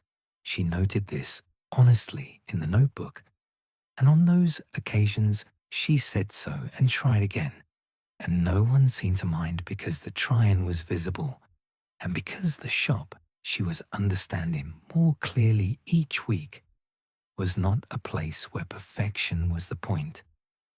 The point was the attention. Francis came in on a Thursday in February when the frost was deep and the village was very still, and she did not order the usual cup, but stood at the counter and looked at the shelves for a long time before turning to Eleanor with an expression that was careful and slightly braced. "I need something I've never tried before," she said. "I need something for, I don't know how to say it, for the space between trying and knowing. When you've done what you can and it's out of your hands and you just have to wait. And the waiting is the hardest part because you want so much and you can't do anything more about it." Eleanor did not say anything immediately. She had the strong sense that this was a moment that required the same quality of respect as Thomas's silences. The respect of not rushing, of allowing the weight of what had been said to rest in the air for a moment before it was addressed. Then she turned to the shelves and looked. She looked for a full minute, which in a small shop is a long time. Then she reached for a jar she had not touched before. It was near the top of the far right shelves, one of the oldest ones, the label slightly yellowed. "Patient waiting," it said, in Ruth's hand, but the date beneath it was earlier than most of the others.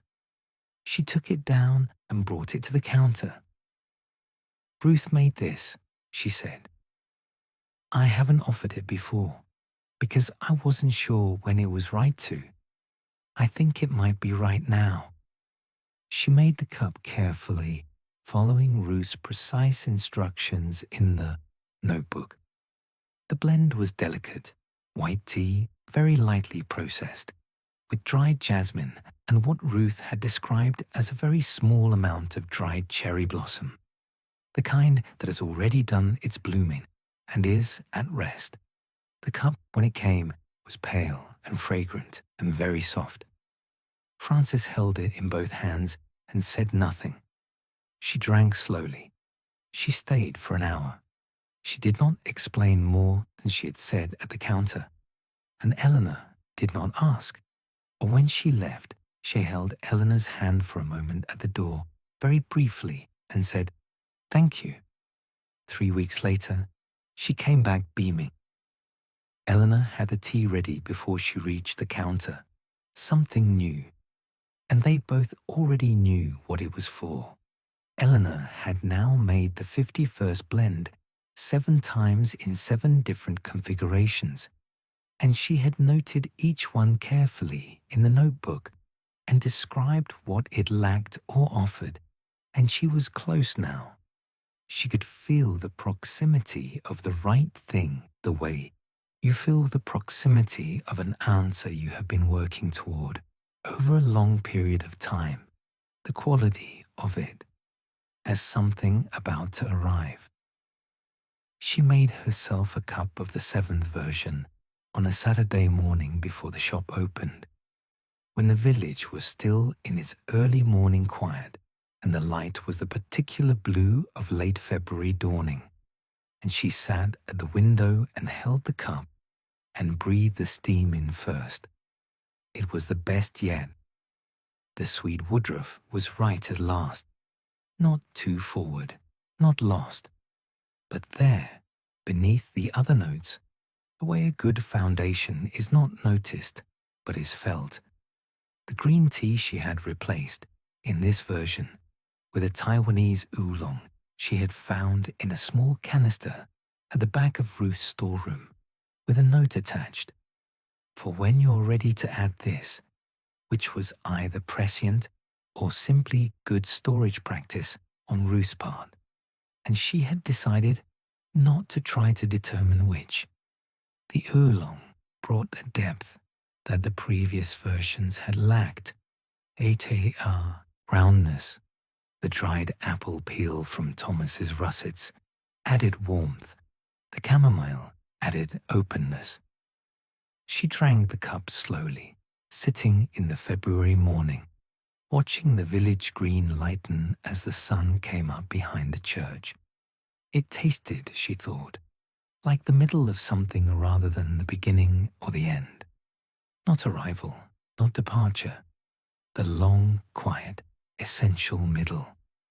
The part of a life that is not dramatic, but that is, when you attend to it, full of everything that matters. She picked up her pen and wrote in the notebook, in her own ink. I think this is the one, version 7, the 51st blend. I'll let it rest for a week and then make it again and see if I still think so. She thought she still would. The morning Mira Lowe left for Edinburgh was a Thursday at the end of February, cold and bright, and the kind of morning that is not warm but is full of light, that has the quality of a promise. Eleanor had known it was coming. Mira had told her the date 3 weeks earlier and had come in twice since then, with the increasing steadiness of someone who has made their decision and is now simply moving toward it. She came at 8 o'clock, before the shop was open, with a small trunk on wheels and a rucksack and her plaid pinned up in a new way that made her look simultaneously older and more like herself. She knocked at the back gate the way people who came as friends rather than customers had taken to doing. Eleanor had the tea ready. Before you go, which was what Mira had asked for the first time they had talked, which felt now like the right ending to that beginning. They sat in the kitchen and drank it, and it tasted, Eleanor noted this for the notebook later, exactly as she had described it to Mira on that first Saturday, like the morning of a long journey, when frightened and excited are the same thing. My mother cried this morning, Mira said, which was, she's not a crier, so. Will you come back? For Christmas and summers, probably. She looked at her cup. It's different now, you know. Coming back, now that it's a choice. She looked up. I think that's what you gave me.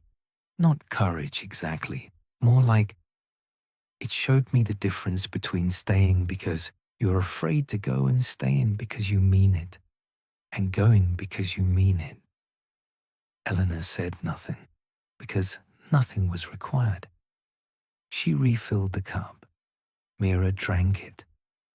They sat in the kitchen of the shop that smelled of decades of tea and dried herbs and good mornings. At 8:15, Mira picked up her rucksack and kissed Eleanor on the cheek, which surprised both of them slightly, and went out the back gate. Eleanor heard the wheels of the trunk on the lane cobbles getting quieter, and then the village quiet filled back in around the space where the sound had been. She washed the 2 cups. She opened the shop. March arrived with a quality of impatience it had clearly been saving up. The frost retreated overnight from a Tuesday to a Wednesday, and by Thursday, the garden was changed. The narcissus Eleanor had planted under Ruth's instructions were up. She had gone out that Thursday morning and found them, spears of green against the mulch, 3 inches high, with the particular insistence of things that had been waiting a long time and are now, finally, getting on with it. She stood in the garden and looked at them for a long time without speaking. The morning was still cool, but the cold had changed its character. It was the cold of early rather than late, of something beginning rather than enduring. The sky above the stone walls was a blue she had not seen since October, and there was a smell in the air that was indefinable, the smell of the ground deciding to be warm again, to start moving the things it had been holding still. She went in and made tea, not for herself, not yet, but for the opening of the shop. And while she waited for the water to heat, she looked at the narcissus through the kitchen window and thought simply of Ruth, of the deliberateness of planting something you will not see bloom, of the trust that the ground will hold it, that the cold will not be final, that the person who comes after will open the back door one March morning and find it waiting. Reverend Birch came in at his usual Tuesday time, and she told him about the narcissus, and he nodded and said, she planted new bulbs every October without fail for 40 years. I asked her once why she bothered, given she had a full garden, and she said, because someone should. He paused. She was talking about more than the bulbs. I know, Eleanor said. She knew she'd go before she wanted to, he said. She was at peace with it. What she was not at peace with was leaving things she hadn't passed on. You were the thing she hadn't passed on. Eleanor held her cup in both hands. Outside, through the window, the March morning was bright and mild, and the narcissus were green. She passed it on, Eleanor said. On the first Saturday of March, she made it again. Version 8, though it was the same as version 7, because she had decided it was right, and this was simply the confirmation, the way you read a sentence aloud to make sure it sounds the way you intended before you commit it to the final page. The morning was everything the 51st blend needed. Sunlight coming through the shop window, cold and clean. The shop empty and quiet before opening time. The narcissus in the garden just visible through the kitchen doorway, yellow now, 3 of them open. She had spent an hour in the garden at dawn, and she had brought in a single stem and put it in a small glass of water on the kitchen table. She measured carefully. Green oolong, loose leaf, 4 grams. Sweet woodruff, dried, 1 gram. Chamomile flowers, 3. Dried apple peel, a small curl. A tiny scraping of dried vanilla pod, her own addition, not in Ruth's notes. Something she had tried in version 6 on instinct and had not removed since. And from the blue tin, the last ingredient, a small amount of the sweet woodruff from the original packet. The herb that carried EM's initial 1849. Not enough to change the taste, enough to mean something. The water at just below the boil. 5 minutes, she had decided. This blend needed 5. She set the timer. She sat down. She looked at the narcissus in the glass. She thought about Thornwick and about all the people she had made tea for and what they had needed and what they had found. She thought about Ruth, who had spent 40 years attending to this place, and about the unnamed EM who had planted something in 1849 that had survived to this morning. She thought about what it meant to receive something and to continue it, and how that was different from simply keeping it the same. How continuation was not preservation, but a kind of faithful development, a choosing to tend. The timer ran. She poured. The cup was golden and clear and smelled of the garden and the morning and something deeper that she did not try to name. She drank. It was right. She sat very still for a moment, receiving it. The way you receive something you have been waiting for with patience and without knowing exactly what you were waiting for. She picked up her pen. She wrote the recipe on a clean page of the notebook, neatly, with a new heading. The 51st Blend, by Eleanor Marsh, March 1885. And below the recipe, in smaller letters, for whatever you came here for. She put the 51st Blend on the shelf on the first Monday of April, in a new jar, slightly larger than most of the others, with a label she had written twice before she was satisfied with the handwriting, and placed it at the end of the second shelf from the top, where the light from the window caught it in the morning. She did not tell anyone what it was. She waited to see if anyone would ask. Thomas Hale came in on his Wednesday and walked along the shelves as he always did now. Not buying, but looking. The way a person looks at a familiar room to see what has changed. He stopped at the new jar. He read the label. He did not say anything for a moment. Then, new, she said. He took it from the shelf and held it. He looked at the label, which read, "For whatever you came here for," in Eleanor's careful hand. He put it back on the shelf. "It's right, that," he said, "for this place." Ada's response was more immediate. She came in the next morning and spotted it within 30 seconds and demanded a cup, which Eleanor made with the gratified pleasure of someone who has been waiting to offer something and has finally been asked. Ada drank it without speaking, which was unusual enough to be notable. Then she said, "Right. Well, this is the one, isn't it?" "I think so." She would have, yes. Ada didn't finish the sentence. She picked up her cup and looked at it. She would have been so pleased. They sat in the morning shop with the April light coming through the window and the narcissus on the sill. Eleanor had brought them in from the garden and put them in a long white jug, and the smell of the new blend still in the air, which was all the things she had put in it, and more than the sum of them. By June, the garden was extraordinary.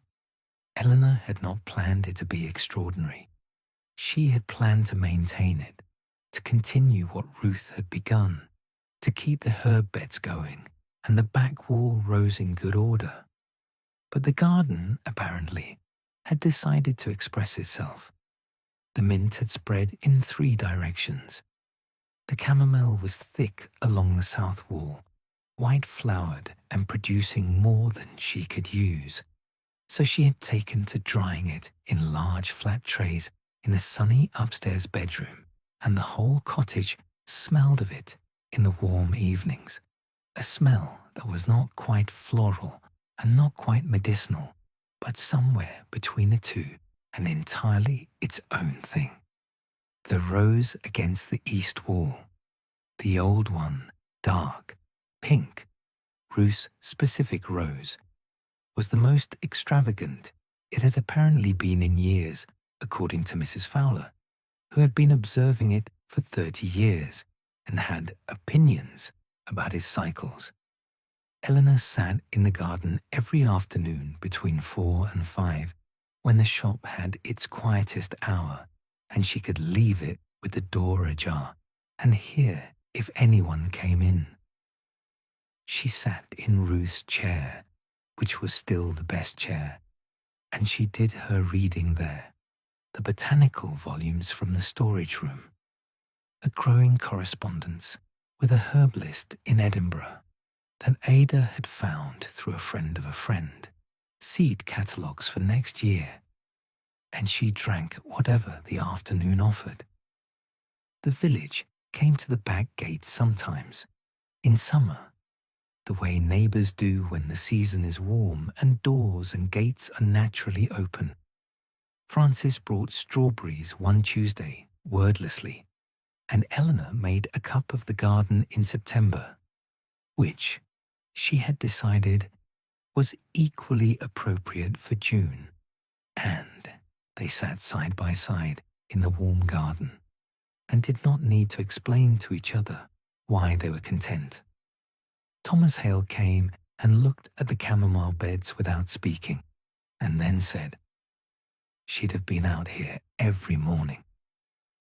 "She was," Eleanor said. He looked at her. "You know that? She wrote about it in the notebook." He nodded slowly. "Aye, she wrote about everything. She told me once that writing things down was how she kept them." He paused. "How she kept the people." Eleanor thought about this for the rest of the day. A letter arrived from Edinburgh in July, forwarded by Ada with a wink and set on the kitchen table where Eleanor would find it with her morning tea.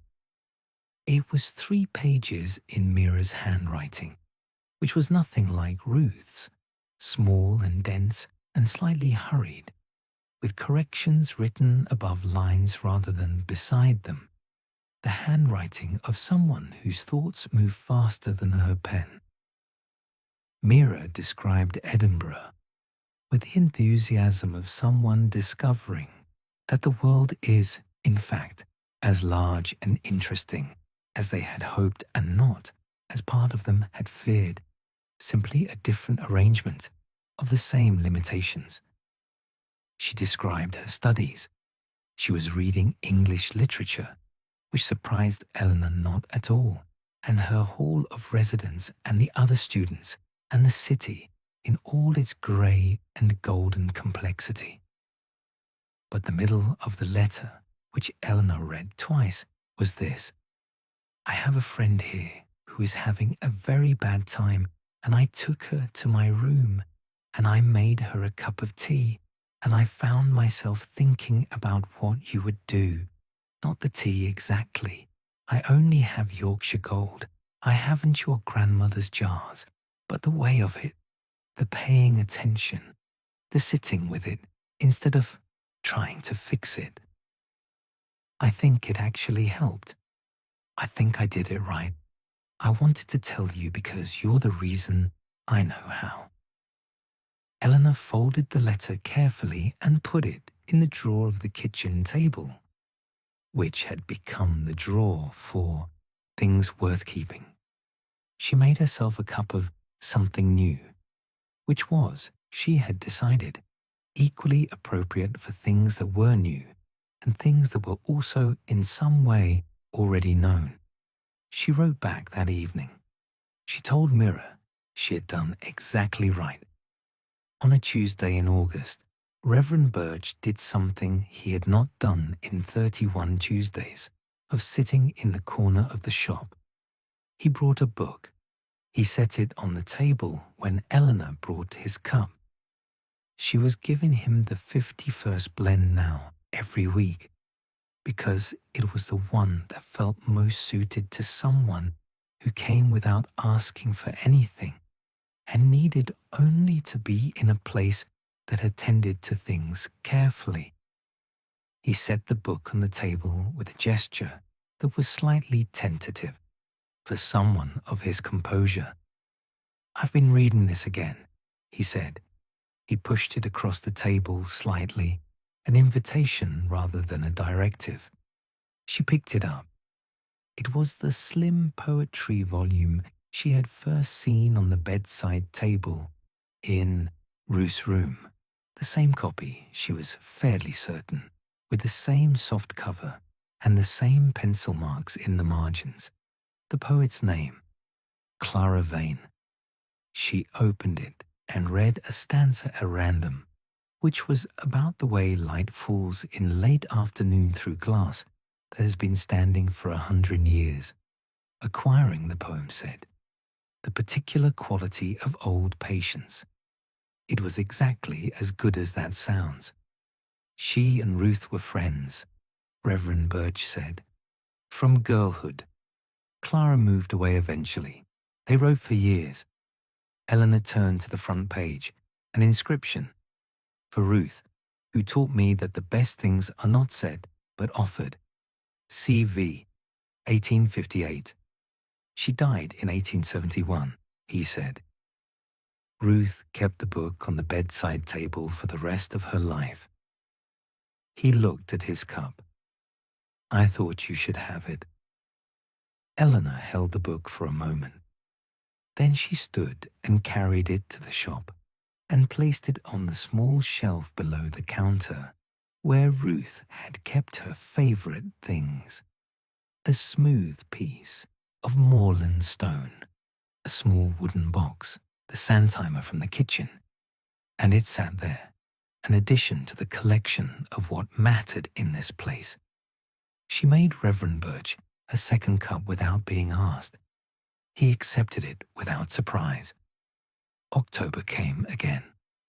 Not the October she had arrived in, nervous and provisional, carrying 2 bags and an unopened envelope, but October as something she now knew the quality of, the specific light, the specific cold, the way the chestnut tree on the green began its slow release of leaves, each one turning as if considering its options before deciding.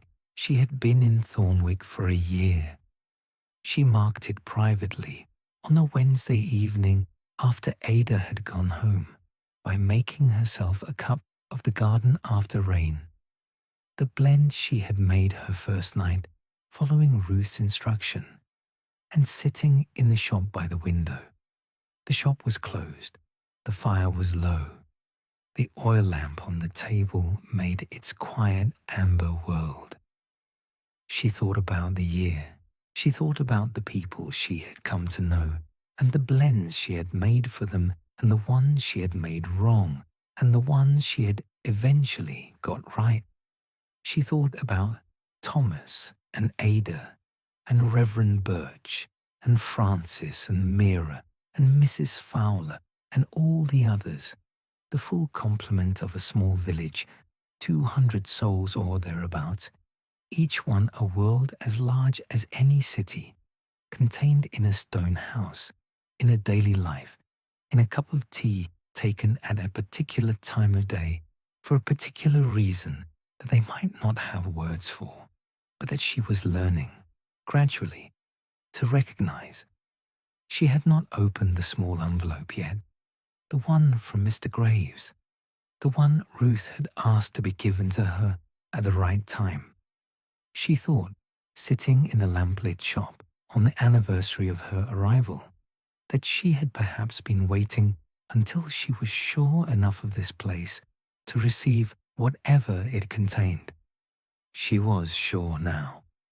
She reached into the pocket of her shawl where she had carried it. These 12 months, without quite acknowledging that she had. She put it on the table. She looked at it. She would open it tonight. Inside the envelope was a single folded piece of paper, and inside the paper was a key. Not the brass key to the small cabinet, which she had found in the blue tin. A different key, smaller, silver, with a delicate bow shaped like a snowdrop. And around the snowdrop bow, tied in a thread so fine she had not noticed it at first, was a small card on which was written, in a hand she did not recognize, and which was very old indeed, copperplate, formal, the handwriting of the previous century. For the one who comes after, with all my faith in the continuation. E.C.M. She sat with the key in her palm and read the card 3 times. E.M. again. Eleanor Marsh. Her own initials. She unfolded the paper. This one was from Ruth, undated, but the handwriting was shakier than the rest, suggesting it had been written toward the end. It said, "The key belongs to the small rosewood box in the blue tin. You've seen the box, but not opened it. I think you were waiting for this. It will tell you what it is when you open it. What it tells you, I think, will explain the initial. I didn't name you Eleanor by accident. She was my grandmother's grandmother, and she made the first tea garden behind the shop in 1849. She believed, as I believe, as I hope you will believe, that some things are not coincidences, but inheritances. Open the box on a quiet evening. Don't rush." Eleanor looked at the small rosewood box she had set aside weeks ago, having noticed it in the blue tin without yet feeling the moment was right. It sat on the mantelpiece above the kitchen range, small and dark, the grain of the wood the warm red of old polished furniture. She brought it to the table. The silver key fit perfectly. She opened the lid. Inside, on a bed of faded velvet, were 2 things. A dried flower, unidentifiable now, pressed flat, pale brown with age, and a folded card in that same copper-plate hand. She opened the card. "To whoever you are, I planted sweet woodruff in the garden in my 81st year because my grandmother planted it in hers, and because it seemed important to continue the things that asked to be continued. I did not know you, but I knew you would come. Make something good with what I left. That is all inheritance asks." Eleanor Marsh, 1849. Eleanor sat very still for a long time. Then she looked up at the kitchen window, and beyond it the October evening sky, and felt the fine, unbreakable thread of it. Not haunting, not mystical, simply the extraordinary, ordinary fact of time and care, and the things that are passed on, hand to hand, through the length of years, to the people who are ready to receive them. The morning after, she walked through Thornwick with new eyes, or rather, with the same eyes she had always had, but a different sense of what she was looking with them at. The village in October was exactly as it had been a year ago when she arrived. The chestnut tree, the frost, the stone walls, the particular quality of the light pooling in the valleys. And also entirely different, because now she knew what she was walking through. Not just a village, a continuance. Mrs. Fowler was sweeping her path when Eleanor passed and said good morning with her customary exactness. And Eleanor said good morning back and thought, here is someone who has lived in this place for 70 years, who carries the whole weight of its history in her memory, who is herself a part of what this place has accumulated. Thomas Hale, visible at the far end of the lane, checking the top stones of his wall in the early morning way he had, was another decade. Ada, delivering her morning round, with her coat insufficiently buttoned and her hair already half escaped from its pins, was another. Reverend Birch, whose footsteps Eleanor could hear on the gravel path to the church, was 30 years of Tuesday afternoons.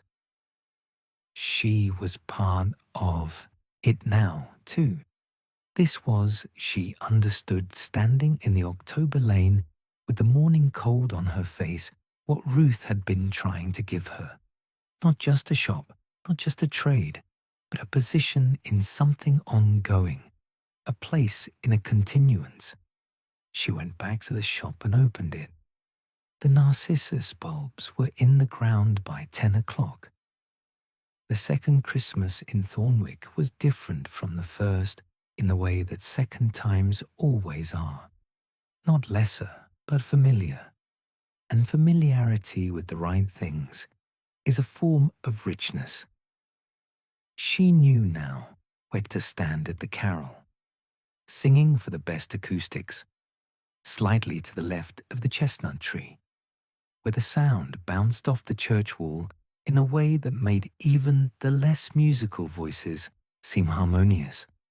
She knew that Thomas would arrive at the bonfire carrying his pot of something warm exactly 15 minutes before it started, and would set it on the low wall and ladle cups without looking at anyone, and that everyone would take a cup without making it into anything, and that this was exactly the right arrangement.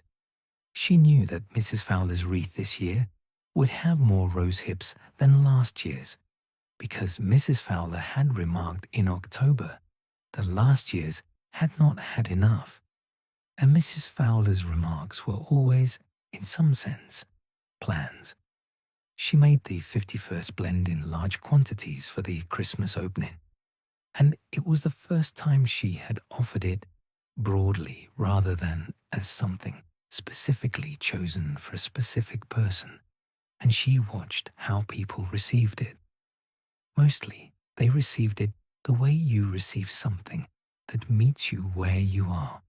A small stillness, a slight settling, and then the conversation continuing, but subtly differently, a little more present than before.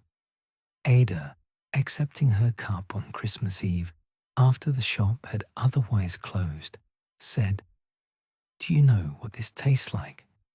Tell me." "It tastes like arriving somewhere you've been going without knowing it." Eleanor considered this. Then she nodded. "Yes," she said. "That's exactly what it's for." Frances came in on a February Thursday, carrying a child on her hip. A daughter, 7 months old, dark-haired and watchful in the way of babies, who take everything in seriously. She came to the counter and said, without preamble, "She's called Ruth." Eleanor was quiet for a moment. "Does she know that yet?" Frances laughed, a real free laugh, the kind Eleanor had not heard from her in the careful months of the year before. "Not yet, but I think she'll appreciate it." She shifted the baby. "We wanted to ask if you'd be her godmother. We know you're not—" She stopped. "I mean, we haven't known you very long, by some measures." "By other measures," Eleanor said. "By other measures," Frances smiled. "By the measures that actually matter, we've known you long enough."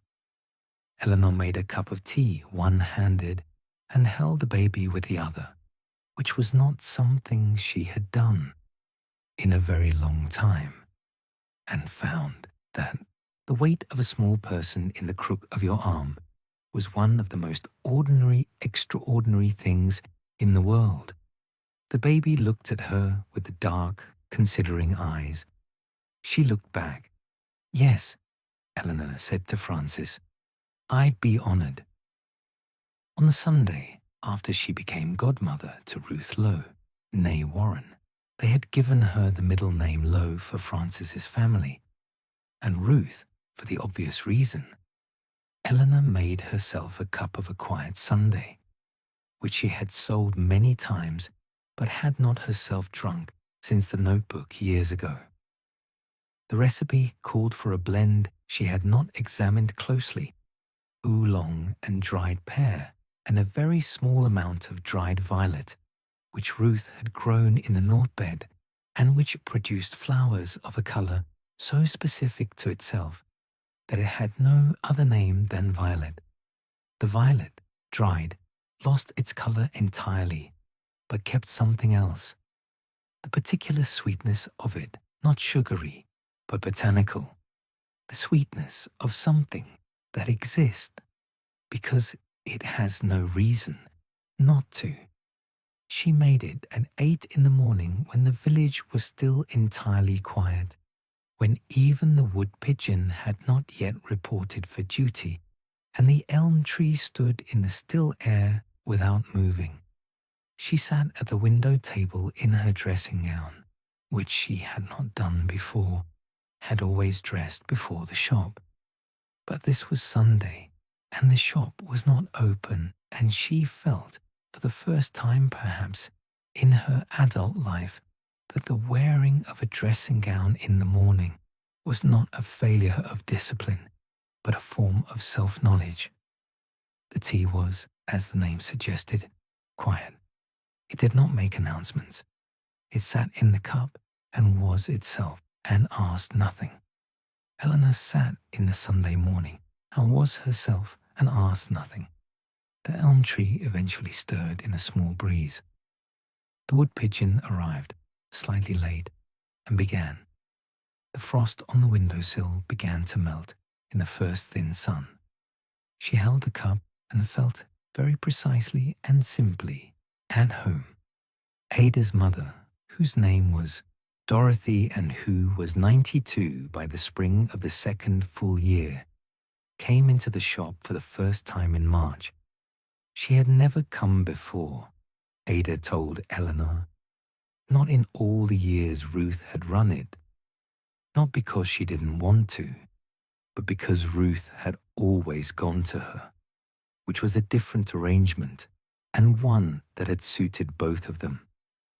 She came slowly, with a stick, and stood in the door for a moment and looked at the shelves with the expression of someone revisiting something. Then she said, "She never moved anything." "No," Eleanor said. "I've only added." Dorothy walked to the shelves and moved along them in the particular way of someone reading. She was small and slightly bent, but her eyes were sharp, and her voice, when she spoke, was the voice of someone with a great deal still left to say.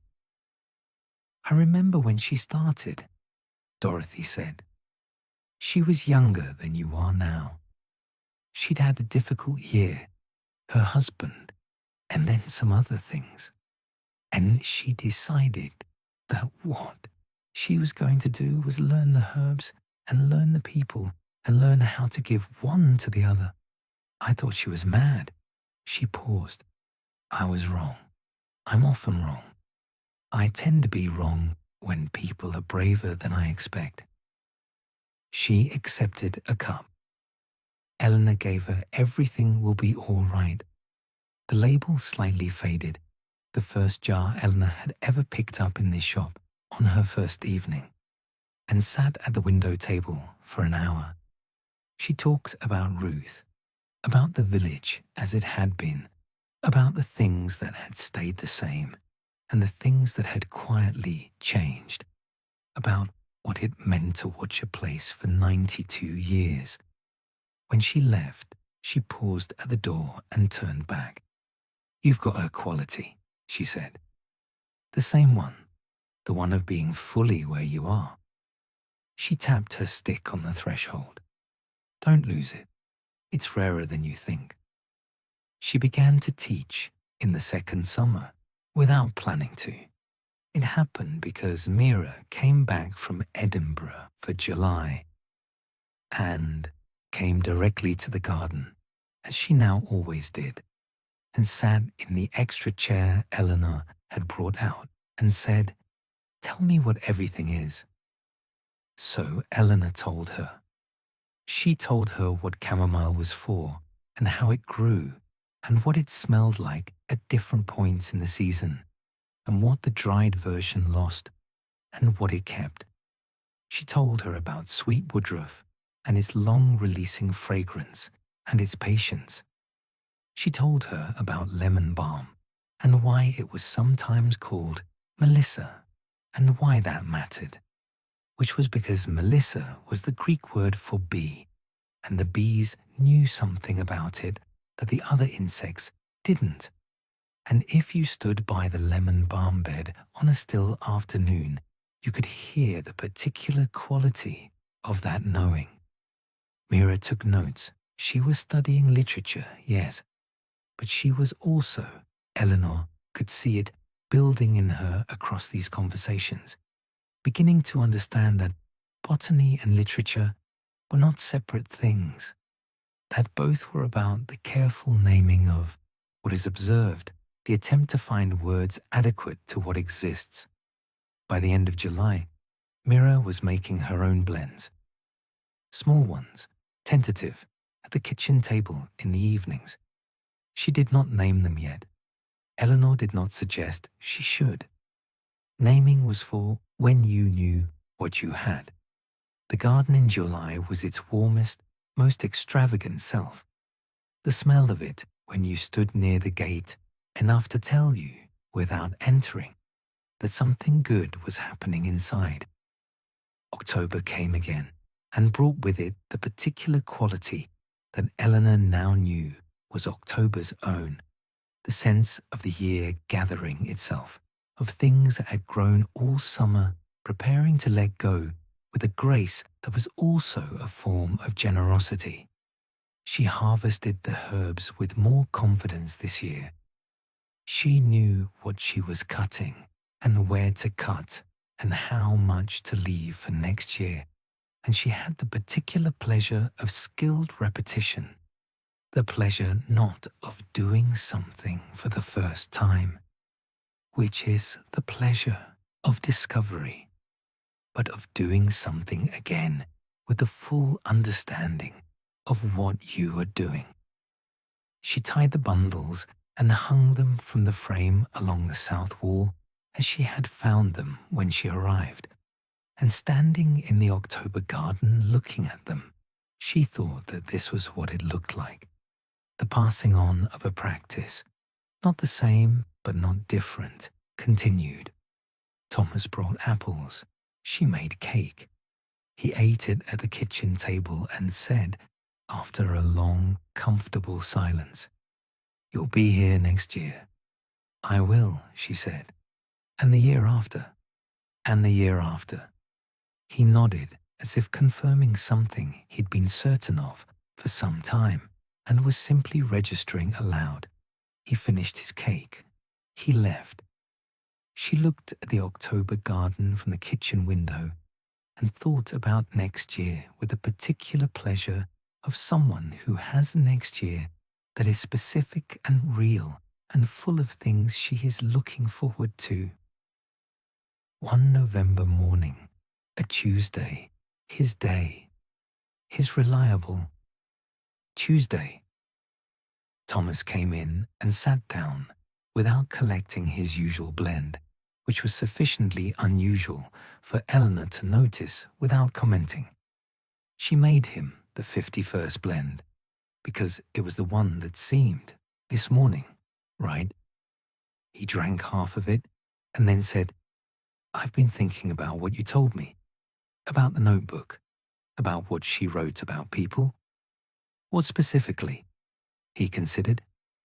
"She wrote about people with, I don't know the word, with kindness in it. Not soft, exact. She saw exactly what people were and wrote it down without making it mean anything other than what it was." He looked at his cup. "I've never been good at that. I see things, and I make them mean something they don't mean. I make them mean trouble, mostly." Eleanor did not say anything. She had learned, from Ruth's notebook and from her own year of practice, that some things required a space around them rather than a response. "She once wrote about me," he said. "I didn't know when. She was alive. I read it this past year. Ada told me there was a copy." He paused. "She said I was the best kind of person in a place like this, the kind who holds the walls up just by being here, the kind who doesn't ask for acknowledgement and doesn't need it and does it anyway." He looked at Eleanor. "I didn't know she thought that." "I think," Eleanor said carefully, "that the reason she didn't tell you was not that she forgot, but that she knew you would hold it better if you found it later, when you were ready to receive it.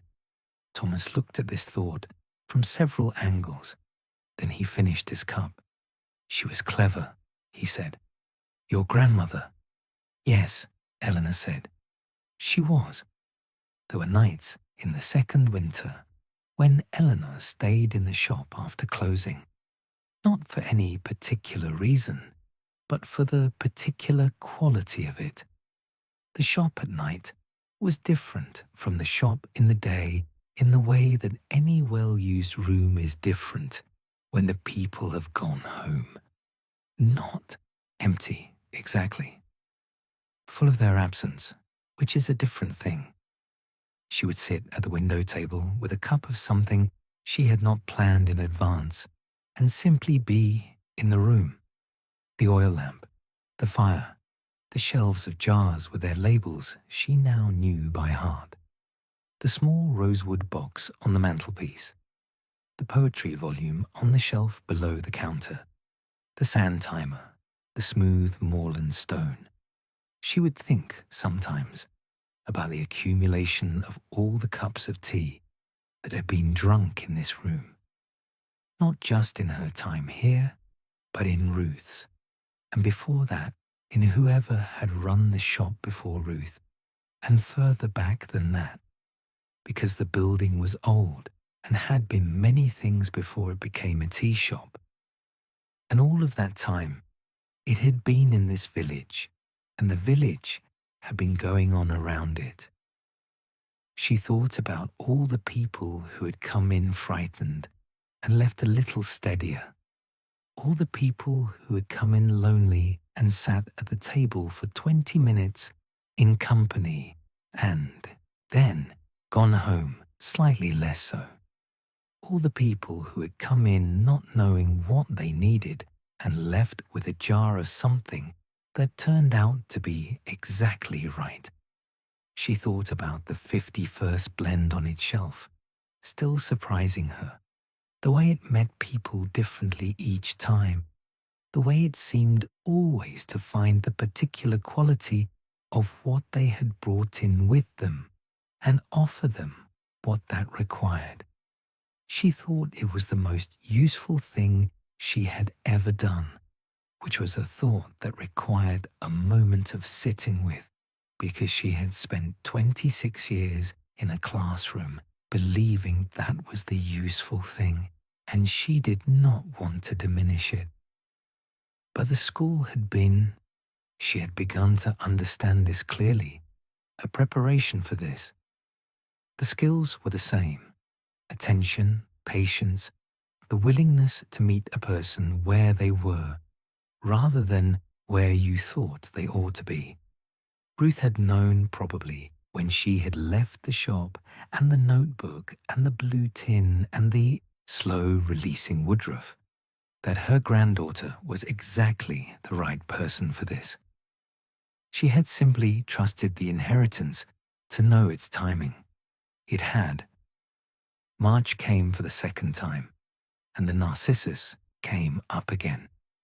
She had expected them, had been watching for them, in fact, with the combination of anticipation and patience she had been practicing all winter.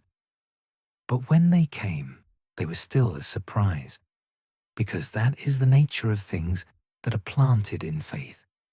Even when you know they are coming, their arrival is a renewal. There were more this year. The bulbs had multiplied slightly over the winter in the way of narcissus when they are well planted and left undisturbed, and the cluster by the back door was fuller, denser, with more flowers than last spring. She stood in the garden and looked at them and felt again Ruth's deliberate intention in every one of them. She planted more that afternoon, new bulbs bought the market, further along the bed, an extension, an addition to what had been given. This, she thought, was exactly the thing the card from 1849 had asked for, not preservation, but continuation, the thing tended and added to and passed on.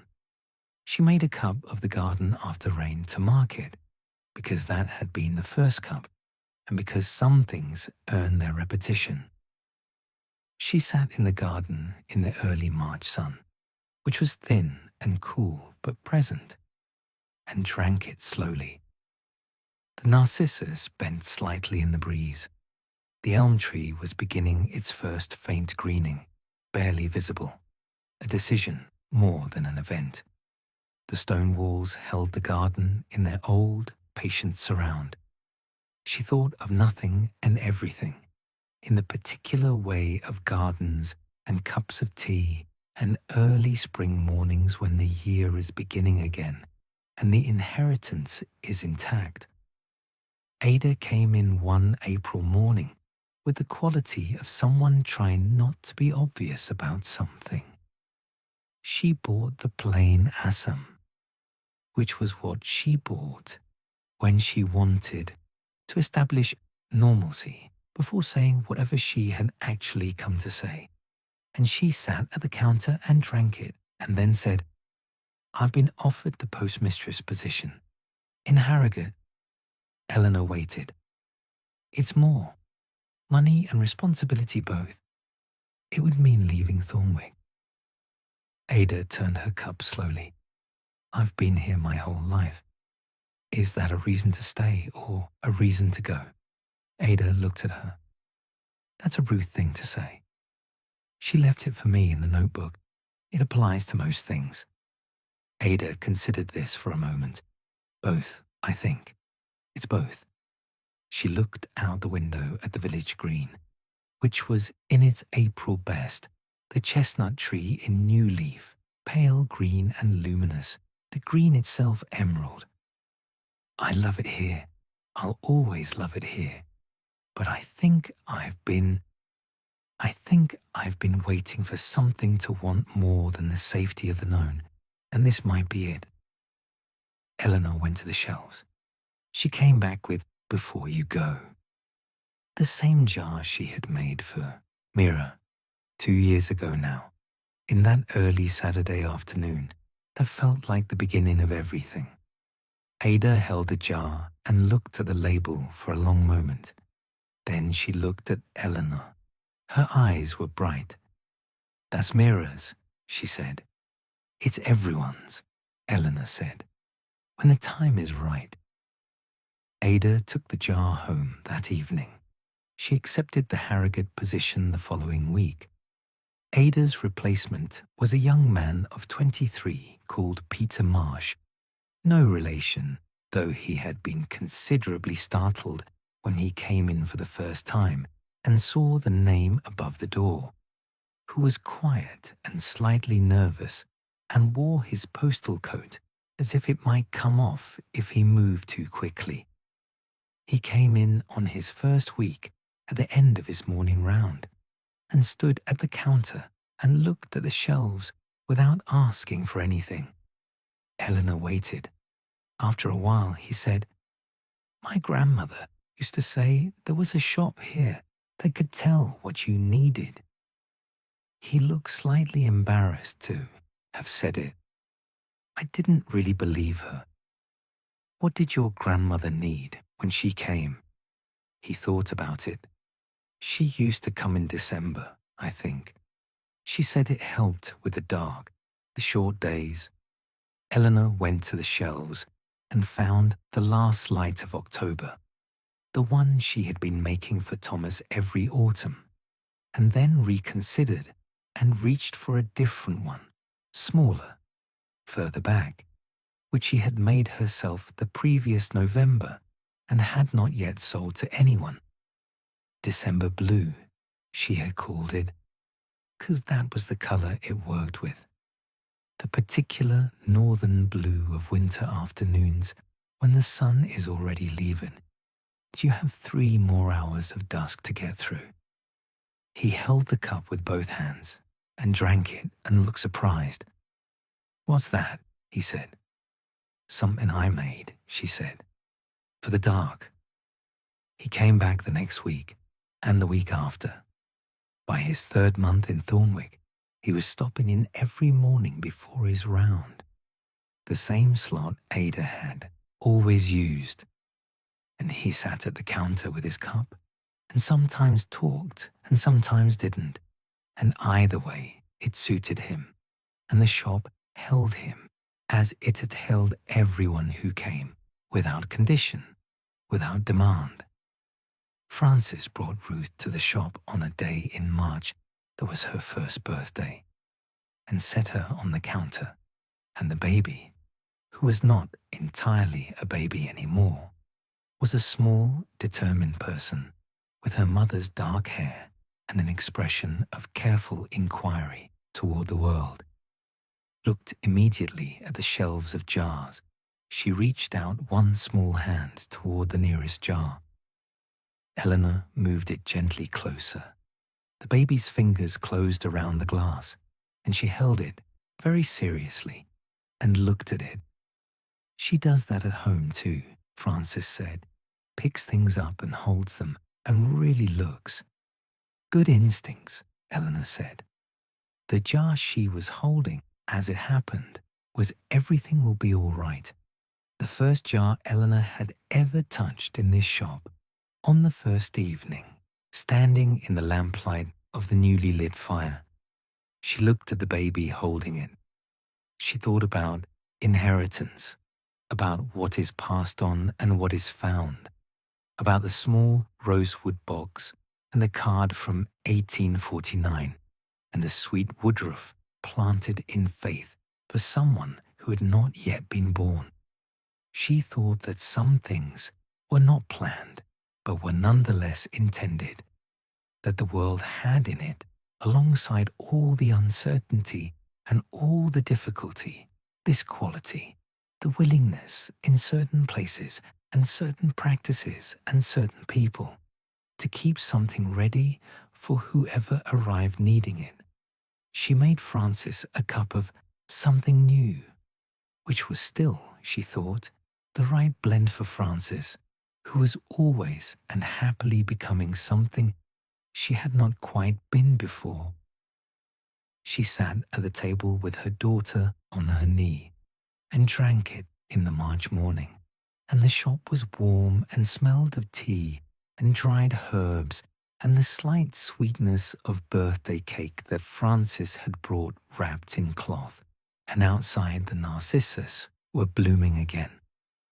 On the evening of the second anniversary of her arrival in Thornwick, the October evening that matched in weather and light and the quality of the village going about itself, that first evening when she had crossed the green with her 2 bags and the key in her hand and the unopened envelope in her pocket. Eleanor closed the shop at 5 o'clock and stood for a moment in the quiet of it. She looked at the shelves, every jar in its place, the 51st blend on the second shelf, slightly larger than the others, its label in her handwriting, the small shelf below the counter with its accumulation of kept things, the fire which she had built for the first cold night of autumn, burning steadily. She put the kettle on.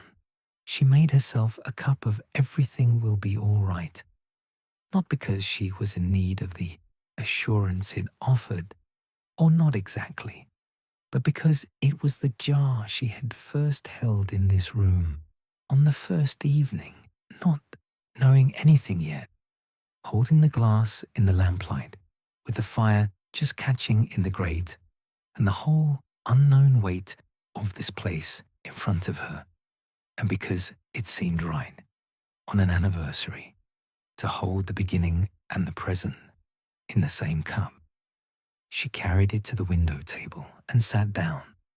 Outside, the village green in the October dusk, the chestnut tree, which she loved now with a particular love of things that have been present at important moments, losing the last of its leaves in the evening breeze. The gas lamp already lit. 2 people crossing the green, Mrs. Fowler's daughter, she thought, and the man from the farm at the end of the western lane, whose name she had learned in March, walking home in the early dark. Inside, the lamp on the table, the fire, the shelves. She held the cup. The tea was warm and amber and tasted, as it always had, of a certainty she could not prove from any position outside it, but that was present whenever she needed it, that the difficult things had a reason, that the ordinary days were not lesser than the extraordinary ones, but were often more important, that the smallest attentions accumulated into something that mattered, that what you planted in faith would come up in its season, and that it was possible in this life, in this world, in this particular narrow shop in a Yorkshire village, to be entirely and exactly where you were meant to be. She drank the cup slowly. The elm tree moved in the evening wind. The village lamp made its quiet star on the dark glass. Somewhere in the lane, a door opened and closed. She sat with her hands around the empty cup, warm still, for a long time. She was home. Thank you for listening. Rest well.